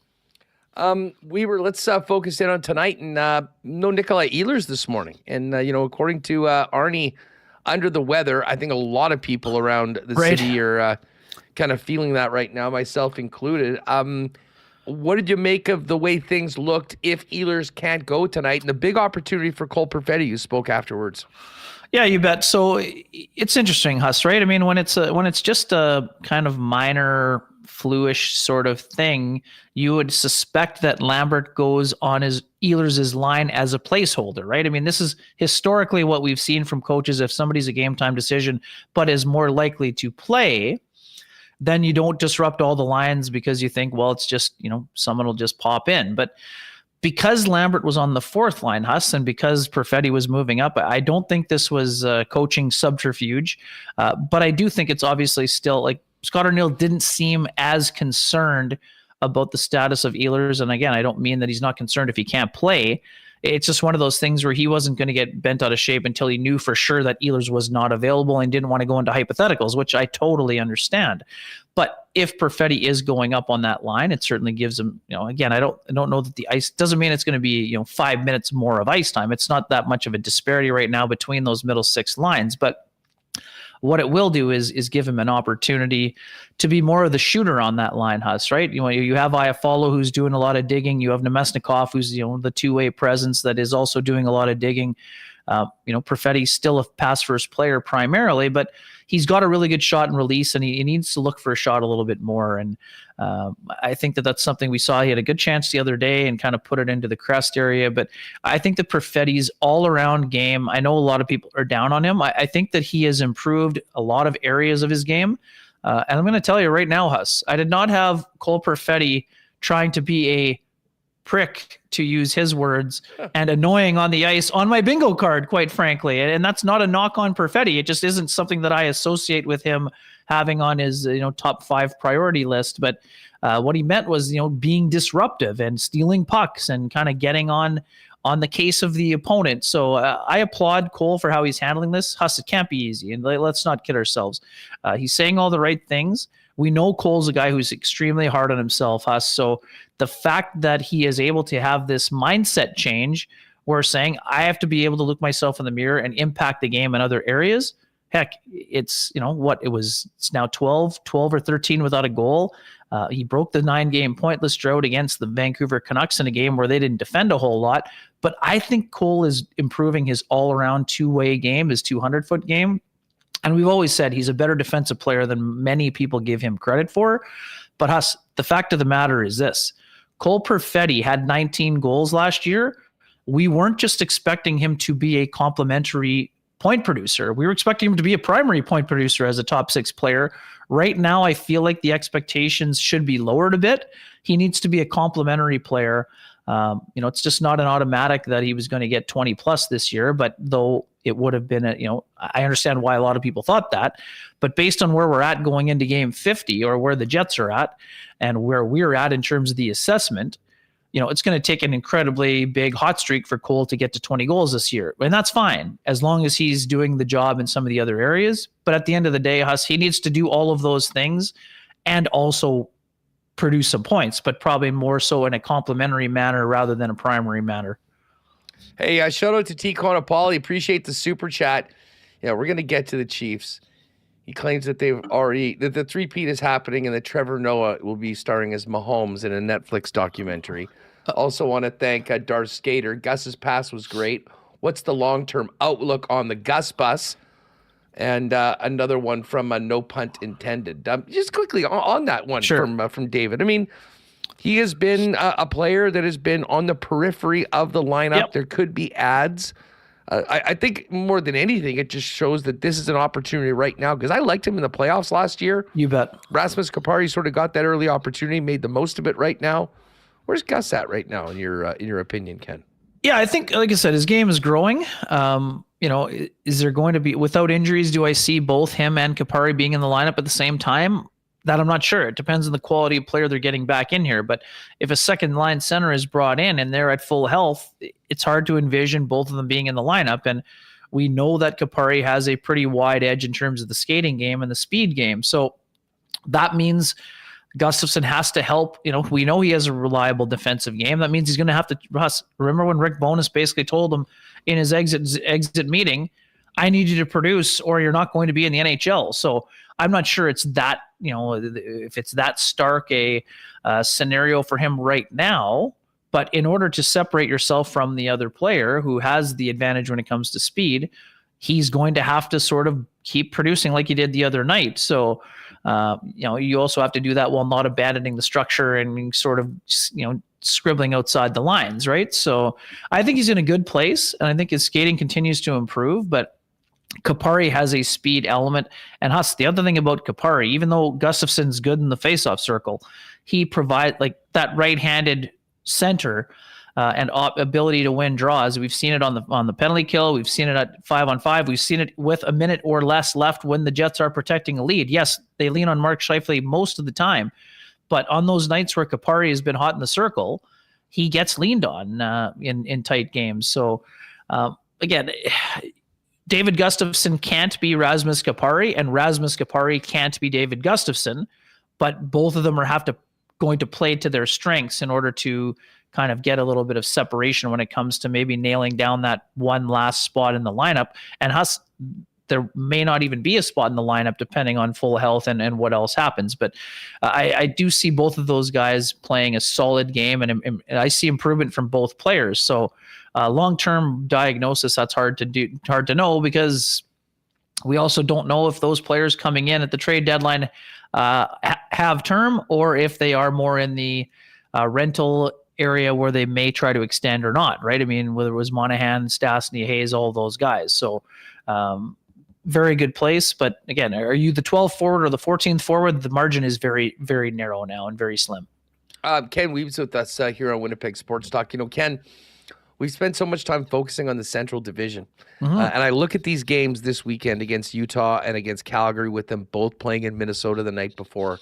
Huge opportunity for the Jets, if they can get these wins, to get above 70 points, to expand their lead even more in the Central Division. And at that point, I think we start looking at the race for number one in the West right now. And, I brought this up a little earlier on the program, but when you look at the landscape of the West right now, with Jets, Minnesota, Dallas, and Colorado, Vegas, Edmonton, and the Kings, pretty much locks for the playoffs, and then a bit of a drop-off before that next team. Listen, no disrespect to Calgary, but there is a big advantage to being number one and playing that eighth team, as opposed to having to go up against, well, as of right now, would be the Colorado Avalanche. We know how good they can become playoff time. Yeah, no doubt. I mean, I think the Minnesota Wild have been an exceptional story this year, the way that they battled through injury, but I have a hard time seeing a scenario where the Avalanche don't pass the Wild, but your point is still well taken. I mean, the Wild are a dangerous team. If it's the Wild or the Avalanche, that is a tougher first round matchup, as you mentioned, than it would be playing the second wild card team, which is, two of the examples rolling through town, and both of those teams have beaten the Jets recently. So yeah, I mean, it's an interesting setup. And I mean, we know we don't like to get into excuses and scheduling, but I mean, when we say things normally even out, well, this is an example of the evening out process. The Jets now are going to have an opportunity to take advantage of potentially of two teams that are on a back-to-back. And I mean, I don't know for sure we know for sure that Connor Ingram, even though he won the job last year, Vejmelka's been the better goalie. And again, Ingram's gone through some incredibly tough times. Masterton Trophy winner, has lost his mom this year, after a long absence, back playing, and, has been playing great. But I would imagine Dustin Wolf gets the game against the Wild, and Vladar plays here on Sunday, which, no offense to Dan Vladar, that's an advantage for the Jets, based on how well Dustin Wolf played in here, on last Saturday on Hockey Day in Canada. So yeah, I mean, your point about, finishing first always has its major benefit.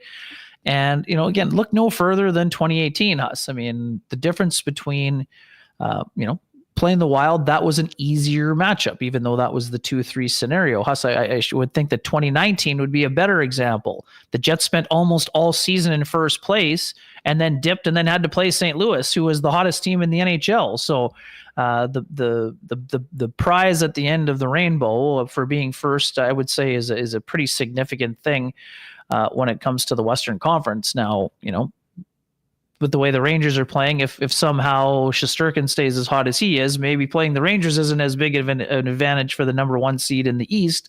But right now, I think it's a pretty wide disparity, because the Wild and Avalanche were 2 teams everyone thought would be in the playoffs, whereas the Flames, Utah, St. Louis, none of those teams were lead pipe locks to be in this year. So again, no series will be easy, but the easier path would be not to be getting involved in a 7-game series against a team like Dallas or Colorado or probably even Minnesota in the first round. Weber, before you go, and I know I jokingly had a why not question of the day about the cage, but the real one that I'll put out to the chat, and I want everyone to weigh in the chat if they're with us live on YouTube for the why not question of the day for Not Autocorp at Waverly and McGillivray, is who will win this weekend in the conference finals in the NFL. Give me your Super Bowl matchups in the chat right now. Kenny, what do you think? The upstart Commanders with Jaden Daniels, one of the great stories of this year, or the Eagles? And then the game that we've all been waiting for, Chapter 4, Allen Mahomes in the playoffs, Arrowhead Stadium, Sunday night. Yeah, I just hope they're both great games. It's going to be tough for the Commanders, even though Jaden Daniels has been absolutely lights out, and I love the way that he played in his first playoff game. But and on the other side, I think the Eagles are probably a safer bet. Saquon ran wild against them during the year. Let's just put it this way. I hope that the Commanders can pull a big upset, but I'm expecting the Eagles to win. And in terms of the other conference, absolute slobber knocker, Huss. It's going to be tremendous. I don't have a dog in the fight per se. I will pick the Chiefs, as someone who watched, dynasty in training, if you will, under the Patriot years with Brady. I just have a hard time betting against Mahomes. It's not because I think the referees are on their side. I just think that he's the kind of guy that he gets it done when it matters most. Now, I'm not saying Josh Allen can't get it done, but I'm not betting on a road team against the Chiefs until I see the Chiefs get beaten by a road team in that scenario. Now, my only caution would be that one of the years on a Jets trip to the New England area, I was in the building for Tom Brady's only 4 interception conference final defeat to the Ravens. So it can happen even to the GOAT. I'm not expecting that to happen to Mahomes, and I will ride with you in the Chiefs, even though I think it will be a tight game. I don't think it's a field goal game, but I think it's under a touchdown. I would say it's like a 4 to 5 pointer is going to be where I'm going. I'm going to ride with you and Raj, Huss. Yeah, well, I mean, listen, if history tells us anything, it'll be a thriller. There'll probably be a lot of points, and it'll come right down to the final seconds, and who knows, maybe another overtime game between these teams. It should be a lot of fun. Weber, have yourself a great weekend. We'll look forward to you and Sean firing it up after the game tonight on KNR.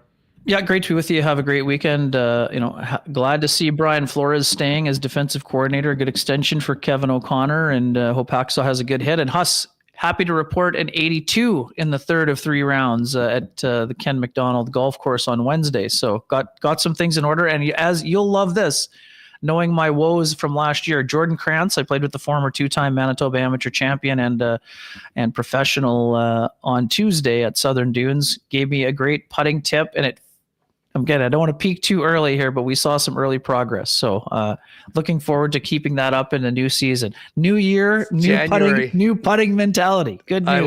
I love it, Ken. Can't wait to get to breezy with you at some point this season. Have a great one. There is Kenny Weeb.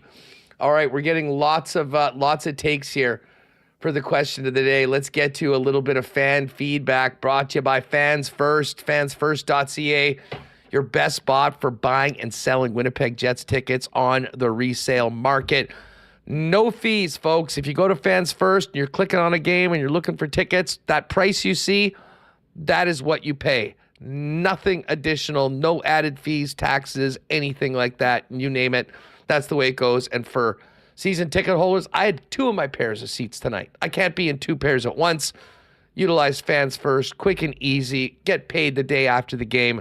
There is no better service for ticket holders or people that need them than fansfirst.ca. All right, we're getting predictions for the Super Bowl here. Rob Peppers on Bills and Philly. Jake Slobodian, Commanders and Bills. Pat Rathwell, Bills and Eagles. I see where this is going, you guys. Sexy 5 Sensi, Chiefs and Eagles. Same thing with Winnipeg Jets forever. We got Chiefs and Eagles from Mary Jane as well. Big Mo's riding with Philly. David, Bills and Commanders. That would be a wild final. Obviously, I don't hope we see it. Sandy Sharp is on Chiefs, Eagles. No pun intended. Eagles and Bills. Big Mo, Bills pull it off this time. KC and Washington from Son of Dirt. Keep your predictions coming in the chat. Fan feedback brought to you by Fans First. Fansfirst.ca. By fans. For fans. No fees. All right, it's Marbles Friday. It's Beer Friday. Hacksaw's coming up. First off, a big cheers from Winnipeg's favorite local brewery, Little Brown Jug. You train day in and day out, learning new techniques, approaching new concepts, and living out the thrill of achieving your goals. Building a craft beer is no different. While you spend your hours on the ice, we spend ours here, brewing our trademark beer. Again, and again. Here's to pushing the status quo and challenging ourselves to build something memorable. 1919 by Little Brown Jug.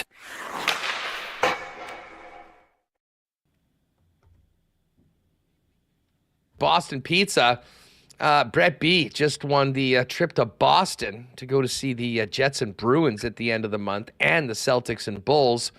There's going to be a big winner on Sunday afternoon over at BP Taylor because it's the grand prize party where someone is winning an amazing trip for two to Vegas for Super Bowl weekend.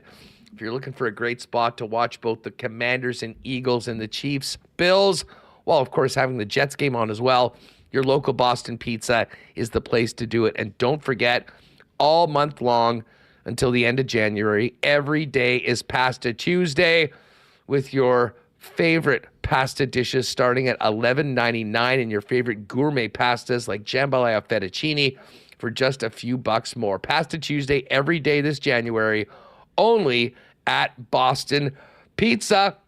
And I was looking in to those Canada jerseys for the Four Nations Cup. And I talked to my friends at Royal. They were hoping they were coming in today. Any day they should be in. So if you're waiting to get your hands on a Josh Morrissey 44 Canada jersey or maybe a Hellebuyck USA jersey, Kyle Connor, they're coming in soon. And of course they're at Royal Sports, the number one spot for your sports fan gear with the best of NHL merchandise, the NFL, Winnipeg Blue Bombers, all of the National Hockey League, and so much more. The biggest hockey department in town, from sticks, full equipment, goalie equipment, skate sharpening pucks, you name it. And of course, even I was just poking my head out the window earlier and seeing all the people taking advantage of the nice weather today on the river trail. Even if you just need a pair of blades for very casual skating, some more affordable options at Royal waiting for you. And while you're there, be sure to check all of the cool stuff on the Kings skate, snow, and surf side. Four Nations gear coming in any day at Royal Sports, 750 Pembina Highway. You can also check them out on Instagram at Royal Sports Winnipeg for the latest merchandise drops and sale information. All right, and then there were four. Conference Championship weekend in the National Football League. Some big moves as well around the league. Let's get into the NFL Notebook with our guy, Lee Hacksaw Hamilton, who joins us now. Hacksaw, I cannot wait for Sunday, maybe my favorite football day of the year. How are you? Hustler, how you doing? Hope you've had a good week. We had quite a week down here in Southern California, fires and all, but bring on the Final Four on Sunday. I can't wait. And by the way, before we get started in the NFL Notebook, a full disclosure, Ken was not telling you the truth about his golf game. You know, a year ago, I found his golf ball under my car. So maybe he's made some improvements. But why was his golf ball next to my mailbox out on the street corner this time? Come on. You know, that doesn't surprise me. He gets a little errant at times, although he does have maybe the most incredible feat of all time, 2 holes in one round, which is probably less likely than winning a lottery, to be perfectly honest. But that's Ken Weeb. That was miniature golf. I wish it was. We've been dealing with it for 7 years since it happened. Hacksaw, listen, before we get to the games, I kind of want to finish there. It's been a wild week, with coaching appointments and whatnot. Fill us in on this Liam Cullen and the strange 48 hours around the former offensive coordinator with the Bucks, now head coach of the Jags. Yeah, the whole scenario down there with Shad Khan as the owner, I mean, it's so bizarre. You know, they're the ones that have pioneered, we'll play home games in London. They're the ones that say, well, gee, if you can't fix my stadium, I have to go somewhere else. Now they're getting the stadium renovated and all that stuff. But at the same token, just the way they run the franchise and the fact the franchise has been in disrepair, excuse me with my phone here, the fact that it's been in disrepair for so long, it's just got a lot of work to get done there. So it's a big, big issue in Jacksonville. And the fact they went through the whole series of interviews and then all of a sudden nobody wanted to go back for the second interview. 3 different guys canceled their interviews, which was a real shocker. The next thing you know, Trent Baalke is out as a general manager. I mean, if you didn't like the general manager, you should have hit the eject button on him at the same time you let Doug Peterson go. So it's just a weird set of circumstances how Shad is operating the franchise. That being said, they got themselves a good coordinator. He was the architect, the guy that helped import a lot of skilled people, put around Baker Mayfield. Liam Cohen, did a great job at the University of Kentucky, and boom, goes to Tampa, accomplishes so much. They're the third-rated offense in the entire National Football League with Mayfield throwing downfield. So he walks into a good situation now. And he walks into a situation where a lot better players on the roster and injured reserve than showed up on the field last year because they had so many guys hurt.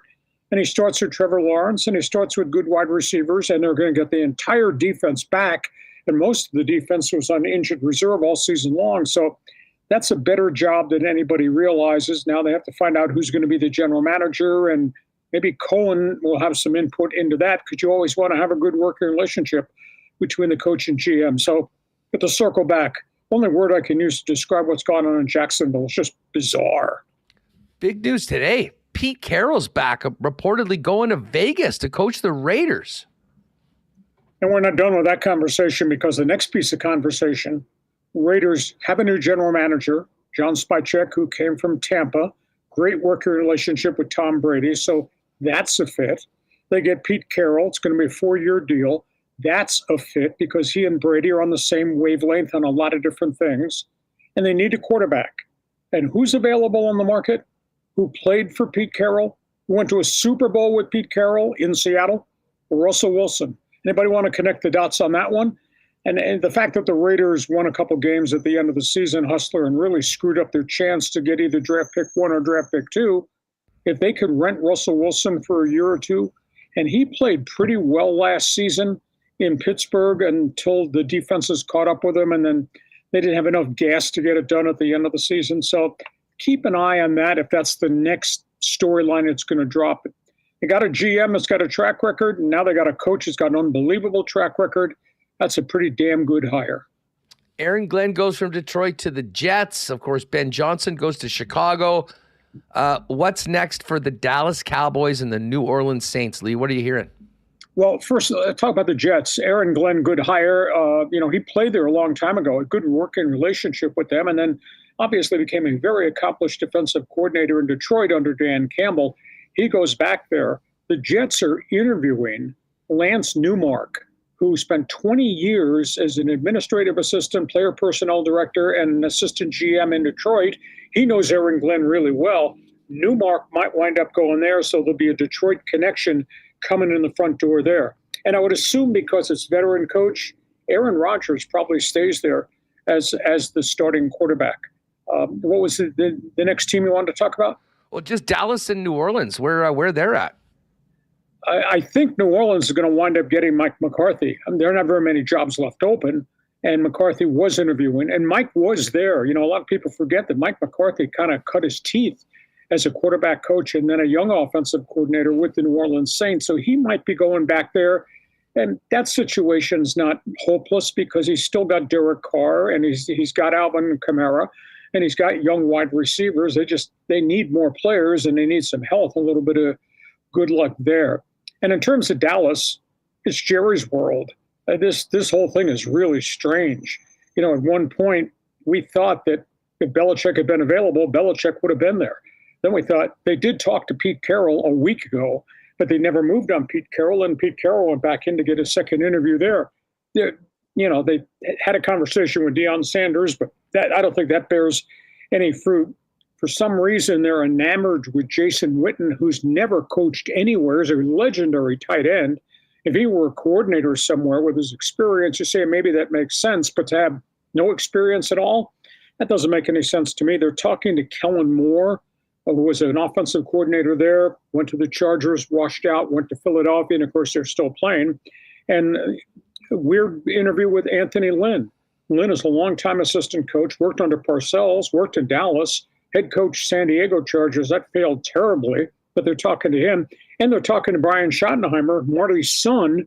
And Brian was the offensive coordinator this past year, but he's kind of bounced all over the roadmap, job to job. So it's Jerry's world. I guess we have to wait and see what Jerry has to decide who's going to coach in his world, because anything that he's doing right now doesn't make a hell of a lot of common sense considering how many good people were out there that he didn't move on. All right, Lee, let's get to Sunday. Starting it off in the NFC, Jaden Daniels and the Commanders pulled off the massive upset in Detroit, ruining their great season. Now they're on the road to Philly for the third matchup between these division rivals. Can Jaden Daniels continue this incredible Cinderella run, or is Nick Sirianni's crew get back to the big game? Well, there's a couple of angles to this whole thing. First of all, Jaden Daniels has just been remarkable for a rookie. He's fanatical about being fanatical about preparation. That's what the coaches are saying. And the people that I've conferred with back there in Washington, this kid is in that facility at 5 a.m. every day, and he lives in the film room, and he just is inquisitive, beyond inquisitive. So he's really a very young, good student of the game. Let's also be realistic. The Detroit self-destructed, and Washington's defense had, 5 takeaways in that game? So that defense had a lot to do with Washington getting out of Detroit with a W rather than a season-ending loss. All that being said, Sirianni's got offense, Sirianni's got defense, and the intangible Vic Fangio, what he has done as defensive coordinator in Philadelphia is just unbelievable. He's taken a defense, so he's 27th last year, Hustler, and they're number 1 in virtually every category this year in 1 year's time.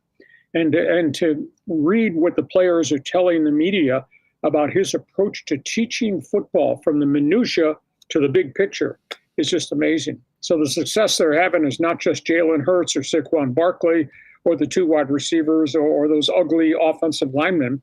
What they're doing defensively is spectacular, which then bears me to when Jaden Daniels comes to the line of scrimmage, he's going to be able to cope with everything because Philadelphia is going to throw everything at him, disrupt his rhythm. They'll probably spy him, which will prevent him from running.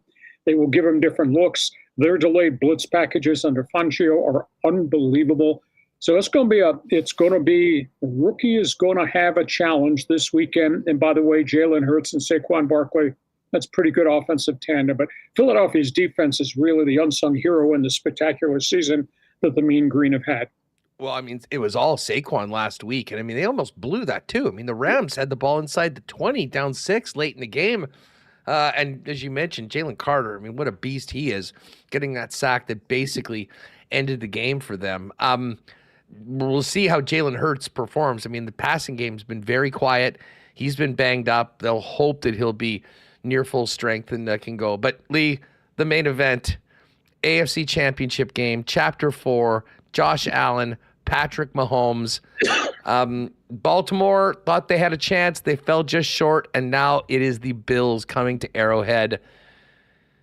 Can Buffalo have a different result this year, or will it be more misery for the Mafia getting so close and going up against the final boss in the AFC, Patrick Mahomes?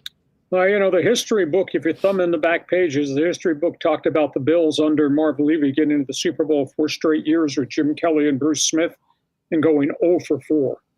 And this history book were right. Josh Allen's played the Chiefs 3 times in postseason, and they're 0-3. Now, good games, turnovers, 13-second clock, and all that junk.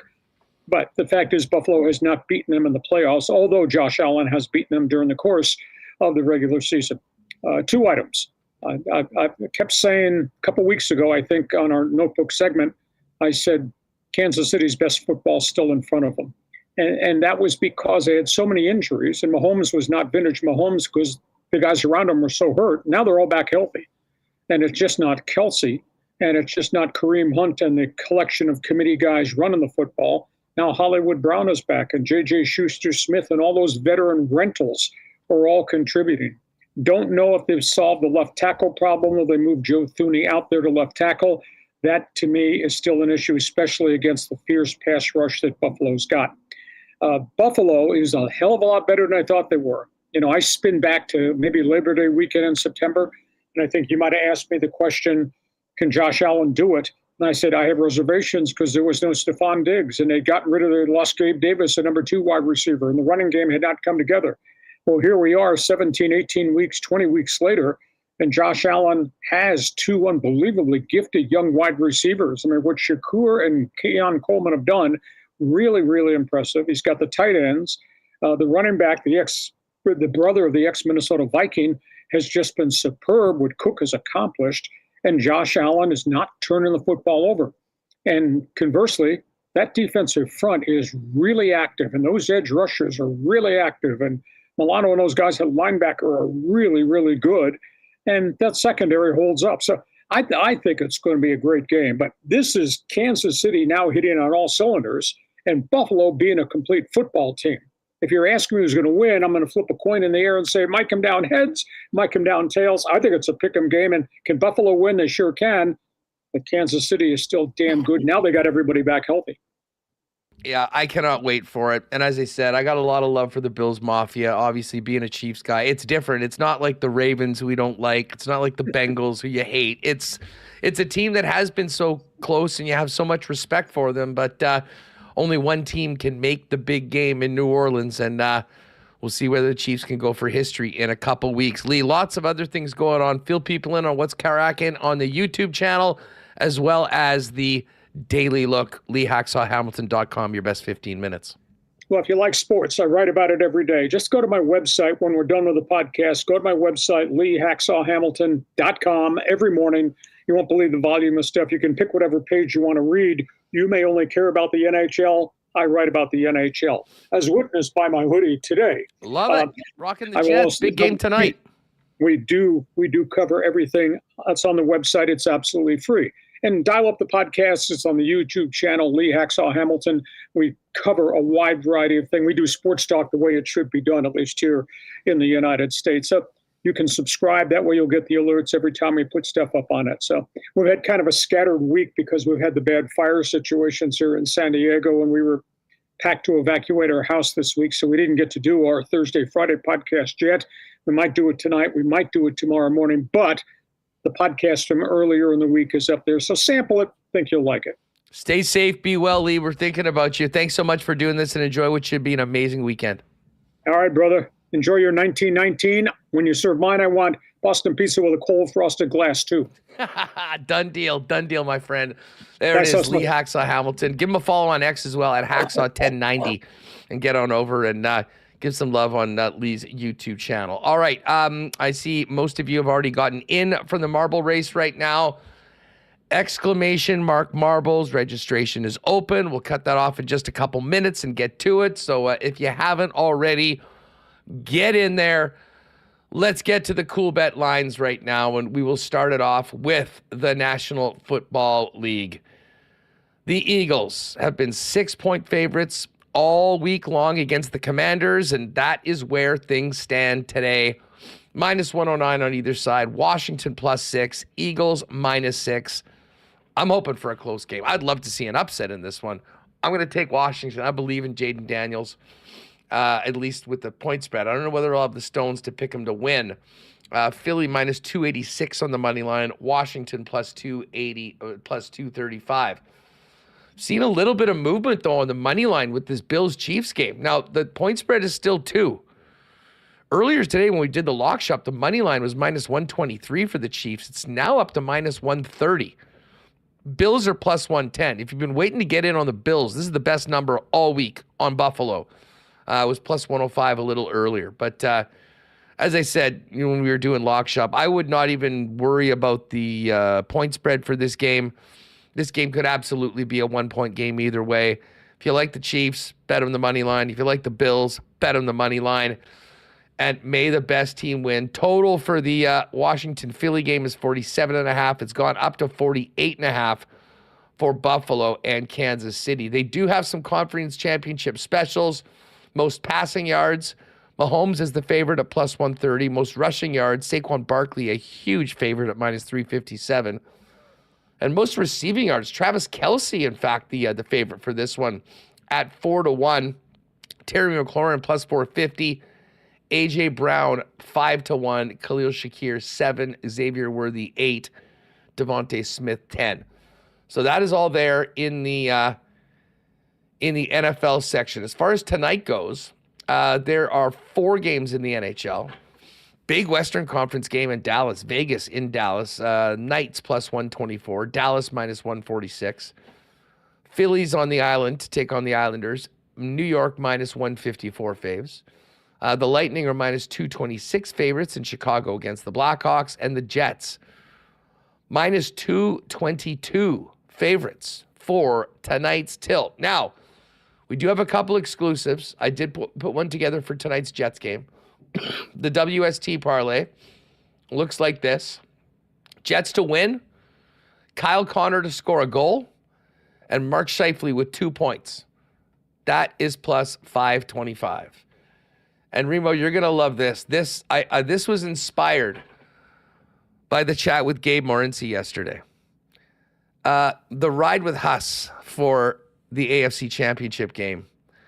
Chiefs to win, over 47.5, and an Xavier Worthy touchdown. And of course, Xavier Worthy was the draft pick of the Chiefs that was used by their selection after they traded with the Bills, reminiscent of the trade with Patrick Mahomes' selection. Now, Jake and I put together a couple of other kind of prop parlays for the weekend. For the Philly game, Saquon Barkley to score 2 touchdowns, Zach Ertz to score 1 or more, plus 1050. And then for the Chiefs-Bills game, we've got Khalil Shakir, 6 or more receptions, and then Travis Kelce, 69 plus receiving yards and a touchdown, plus 675. Those are all in the exclusives. And then there's a whole bunch more options for you, including an Aussie Open Super Boost with the 2 favorites, all up in the combo cards. It's all there for you at coolbet.com. Use the promo code WST if you haven't played there before for a 100% bonus on your first deposit, up to $200. All right, one more thing to do, and that is marble race time. Let's get Michael Remis back in here, Remo. Fun chat with Hacksaw. Man, there was a lot of NFL stuff to cover this week. Yeah, it's NFL offseason, but there's coaching changes, hirings, coordinators are leaving. So it's kind of crazy how, they have all this offseason stuff. Like the Detroit Lions just lost 2 coordinators. I mean, all week they're trying to get ready for their playoff game against the Commanders, but their coaches are simultaneously interviewing for head coaching jobs. You saw Ben Johnson get hired by the Bears, and he's putting together his staff while preparing for Washington. I'm not sure if there's a better way. There might be a better way to do that, but I don't know if that even affects them. But you have to think you're not 100% focused on your opponent at head when you're interviewing for head coaching jobs. So the NFL, it's 24/7, Huss, 365.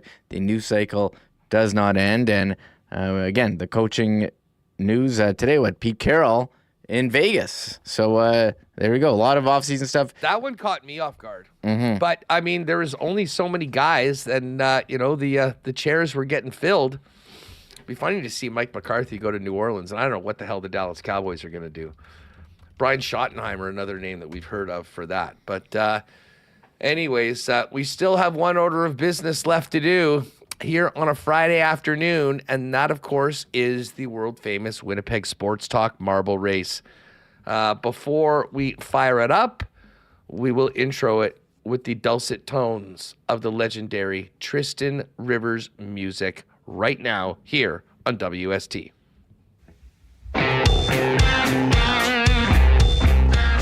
It's Friday, another week of work's gone by.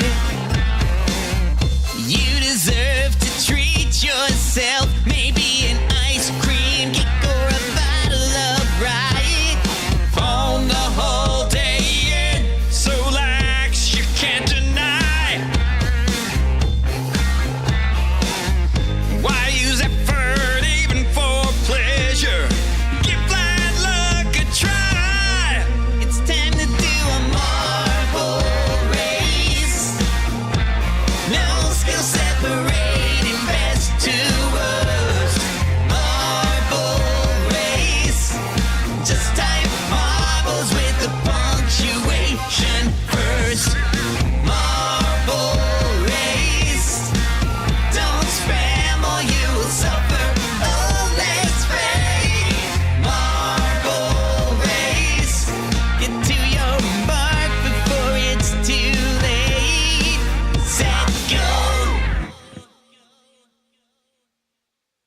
right. Yes, we are doing it a little earlier than normal. And for those of you that are missing some ranting from Remo, don't worry. You'll have plenty of that next week. I am on the bird early on Monday with Coolbet out to Costa Rica for the Costa Rica Poker or the Malta Poker Festival, I believe it is. Depending on the schedule, I hope to jump on a couple times during the week to check in with the fellas, both here and on the lock shop. But don't worry, Remo killed it hosting Monday and Friday along with Connor, and we'll do that again next week. But while I try and get through this show and get ready to take care of a few things, including new fiber internet here at half of the WST studios, we will get into it right now. I'd imagine we probably got a good number of marbles today, Remo, looking at the chat. First of all, when you said kill the show, I thought you meant like kill Winnipeg Sports Talk. Like we'll never have it ever because no, that was done in a positive tone. But I listened to the whole show. Greg and I, when we were coming back from KC, we listened to the whole show on Monday. You guys absolutely did a great job. It was a lot of fun. And as I said, I'll let you know. It all depends on what day of the main event I'm in. Some of the other things that are happening, including a zip line adventure through the jungle and some ATVing. I will have some good content. I'll throw it on the X, Instagram. Any pools? Any topless pool videos coming, Huss? Is that a thing down there? I've never been there before. I'm not sure. I don't know. It's probably not kosher to take video at topless pools and throw it on the internet. I mean like you topless in the pool recording a TikTok like you did at the Lazy River. Yeah, Lazy River and in Qatar. In Qatar, yeah. So one of my favorite Canada picks. Yeah, I probably will do that actually. We'll definitely be doing some picks and more. So anyways, the fellas, Reem will be holding it down. So yes, he'll be able to freelance, if you will, next week. Excited. Lots of freelancing. For all the hot takes. It's nice because, at the old station, they would never thought I was good enough for the host chair. And now that we own the place, we can do whatever we want. Right, Huss? Absolutely, absolutely. And as I say, you did an awesome job. Yes, Darth Skater, Huss, welcome to the Pura Vida. I have heard that before. Yes, best of luck, Huss. Got to do better than Dusty in the qualifier. That was 8 minutes of in and out. Derek Schmidt, Huss in the pool when Ehlers signs. If there's a big signing, I promise you, 100% live reaction from the pool. Or maybe I'll step away from the main event of the poker tourney and jump into that. But anyways, pay attention to the socials at Hustlerama. I'll fire stuff for when I say hi to Brian Pallister. That's right. I wonder if we still have a Manitoba government office down there. A consulate, if you will. Anyways, let's roll. Where are we going today, and how many marbles do we have? Yeah, we're going to go back to the old faithful, Dylan, pulling out some of the Dylan tracks. Yes. We haven't done them for a while. I haven't done them for a while. What's this one I wrote? Whirl. I can't even read my own writing. Crap. Well, look at Tikona Pauly. Oh, dude, thank you. Whoa. Malta, my homeland, Huss. Enjoy. Love that. Tikona Pauly. I got a pool at my place too. Maybe I'll mix in some more pool videos next year when we go through. But if I can do it in from Costa, I will. Nicely done there. Nice. Thank you, Tikona Pauly. That's extremely You're the man, Tikona. generous. I'll get a. I'm not sure what the beer of choice is in Costa Rica, but I will jump on that. Yeah, Gotta I'm curious. Love it. Before we go, Huss, we do got to give a shout out. People wanted us to mention it is the pet food drive tonight for the Jets' wives and girlfriends. So bring some pet food in support of the Humane Society. All proceeds will go towards the Humane Society Pet Food Bank and work in remote communities. And I think if you bring an item, you have a chance to meet a Jet player after the game. So a nice initiative there by the Jets' wives and girlfriends. And I saw Desiree Sandberg, Dylan Sandberg's wife, who was in that TikTok video with him, pictured. TikTok queen. There's a few amongst the Jet Wags crew. Yeah, I see Gabriel Velarde's girlfriend in there as well. She's the best. Yeah, so maybe you get a chance to even meet them. Who needs to meet a Jet player when you can meet the architect of the Dylan Sandberg TikTok video? I may have to go to Petland or something. Where do you get pet food? Just like at a regular grocery store? Or I I'm gonna think roll you in can with get- a I've big ne- bag of Purina. I think they have stuff at like Safeway or Co-op or whatever your grocery store of choice is. I don't think you have to go to a pet specialty food store. Like we don't have I've never had to buy pet food, so I actually don't know. I'll get. I think they, during my daily visit to Sev, I'm pretty sure they've got cat food at least. There. Do That they? would count. That would count. Yeah. Yeah, because a lot of cat people are, like they're living in apartments or whatever right around Sev. They just walk in there, grab a big gulp and a couple tins and take care of their cat and then go. Oh, every food store has them. That makes sense. So yes, for tonight, if you are able to, get down to the game and support the pet food drive by the Jets' wives and girlfriends. Got another super chat from D or Dia for your Dia, beer. thank you. For your beer. That's a beer on Dia. Awesome. What an incredible support group I have here. Already very excited about getting down there. Now I'm going to have a couple cold ones thanks to our wonderful, very generous viewers on WST. Nice comment from Elliot. Us clearly not familiar with pet ownership or grocery shopping. Hey, I stay in my lane, Elliot. I stay in my lane. And I do want to give we had some internet issues this week. We're not having any right now, so people are saying we're cutting out on a refresh. But we seem to have it resolved. So I called them, gave them, I just privately said, hey, it's having some issues. They went boop, bop, beep, bop, beep, boo, boo, and fixed it all. So we're good to go. Yeah, and then I got mine cut off this morning and thought that I was going to have to race to your place to do the show. Called a bunch of different numbers, got it set up, and now, as soon as we're done this marble race, there will be an upgrade to fiber. So when I return, we're going to look even better. Well, or worse, depending on what you feel. But there's going to be a new high-end amount of definition on our shows. Sorry, everyone's saying that that it's buffering. I think I got too many tabs open. Hold on. A tab issue, not surprising. I got too many things. Someone said to me yesterday, I got the marble race and all the tabs. Let me just close everything. Yeah, let's close some tabs. Someone said to me yesterday, how many tabs do you have open? And I counted them all. I think I had between 3 different browsers. Might have been at least. It was 24, 25. Okay, let me just close everything. I got Sam Crow. My God, you guys are too kind. And here's my donation. Sam Crow, you are the man. Thank you so much. Greatly appreciated. So we got you guys are in fast forward, and then I have jinxed the internet. Yeah, hold on. Let me just close everything. I got too much. I opened this marble race. I got too much stuff open. Interesting. We said there was speed talking. This is going to make a very interesting. This is going to make a very interesting marble race. I'll tell you that. I'm closing everything. I got a lot of tabs open. A lot of multitasking here, so I can't get anything done. Okay, how about now? I think we should be good. Are you still there? I'm still here. What about everybody else?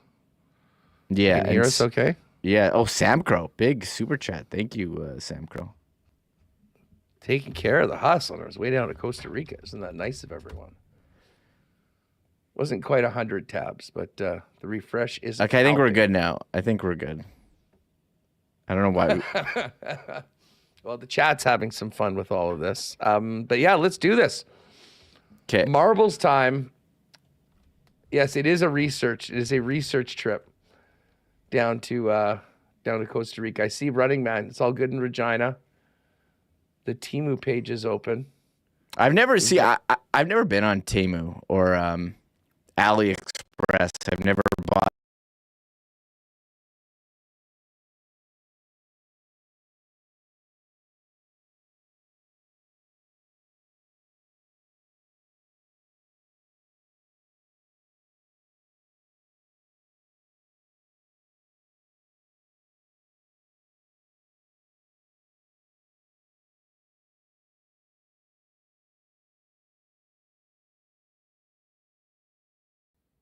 Anything from either of those.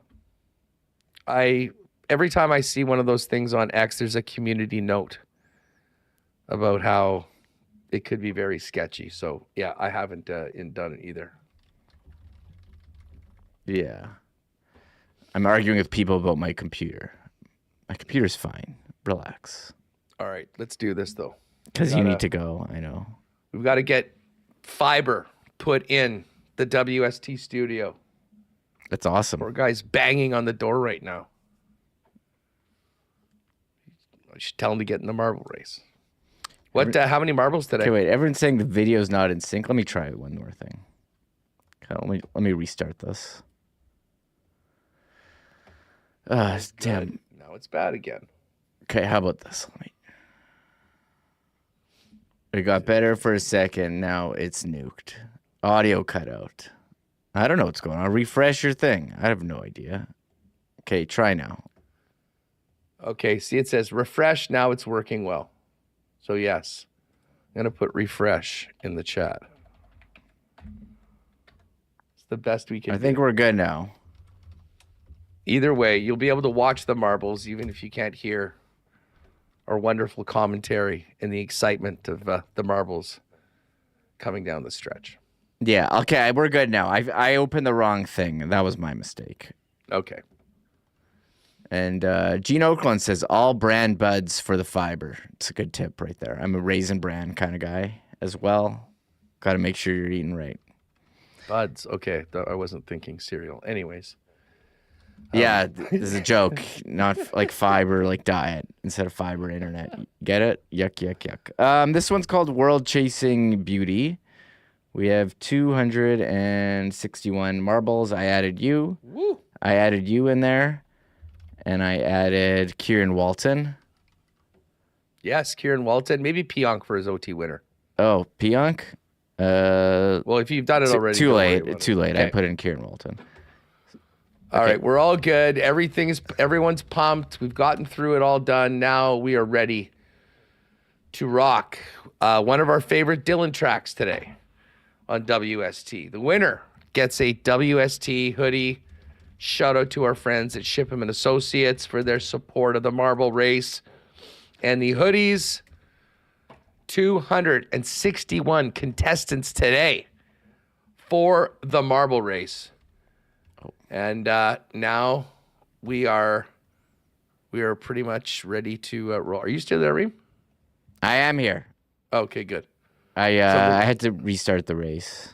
Something weird happened on my end for a minute. Oh, really? I just got the chat summary. Viewers are discussing technical issues with the the AI. The AI chat summary is the best thing they have going there. I love that. Also, they do it on Facebook too and stuff. It's funny. All right. Here, I'll shut up. It's good now. All right, let's get this track up and let's get the marbles going. Again, good luck to everybody. 261 in. The World Chasing Beauty. This is a good one if I can remember. Without further ado, good luck to all. We drop the marbles on WST and officially kick off this weekend.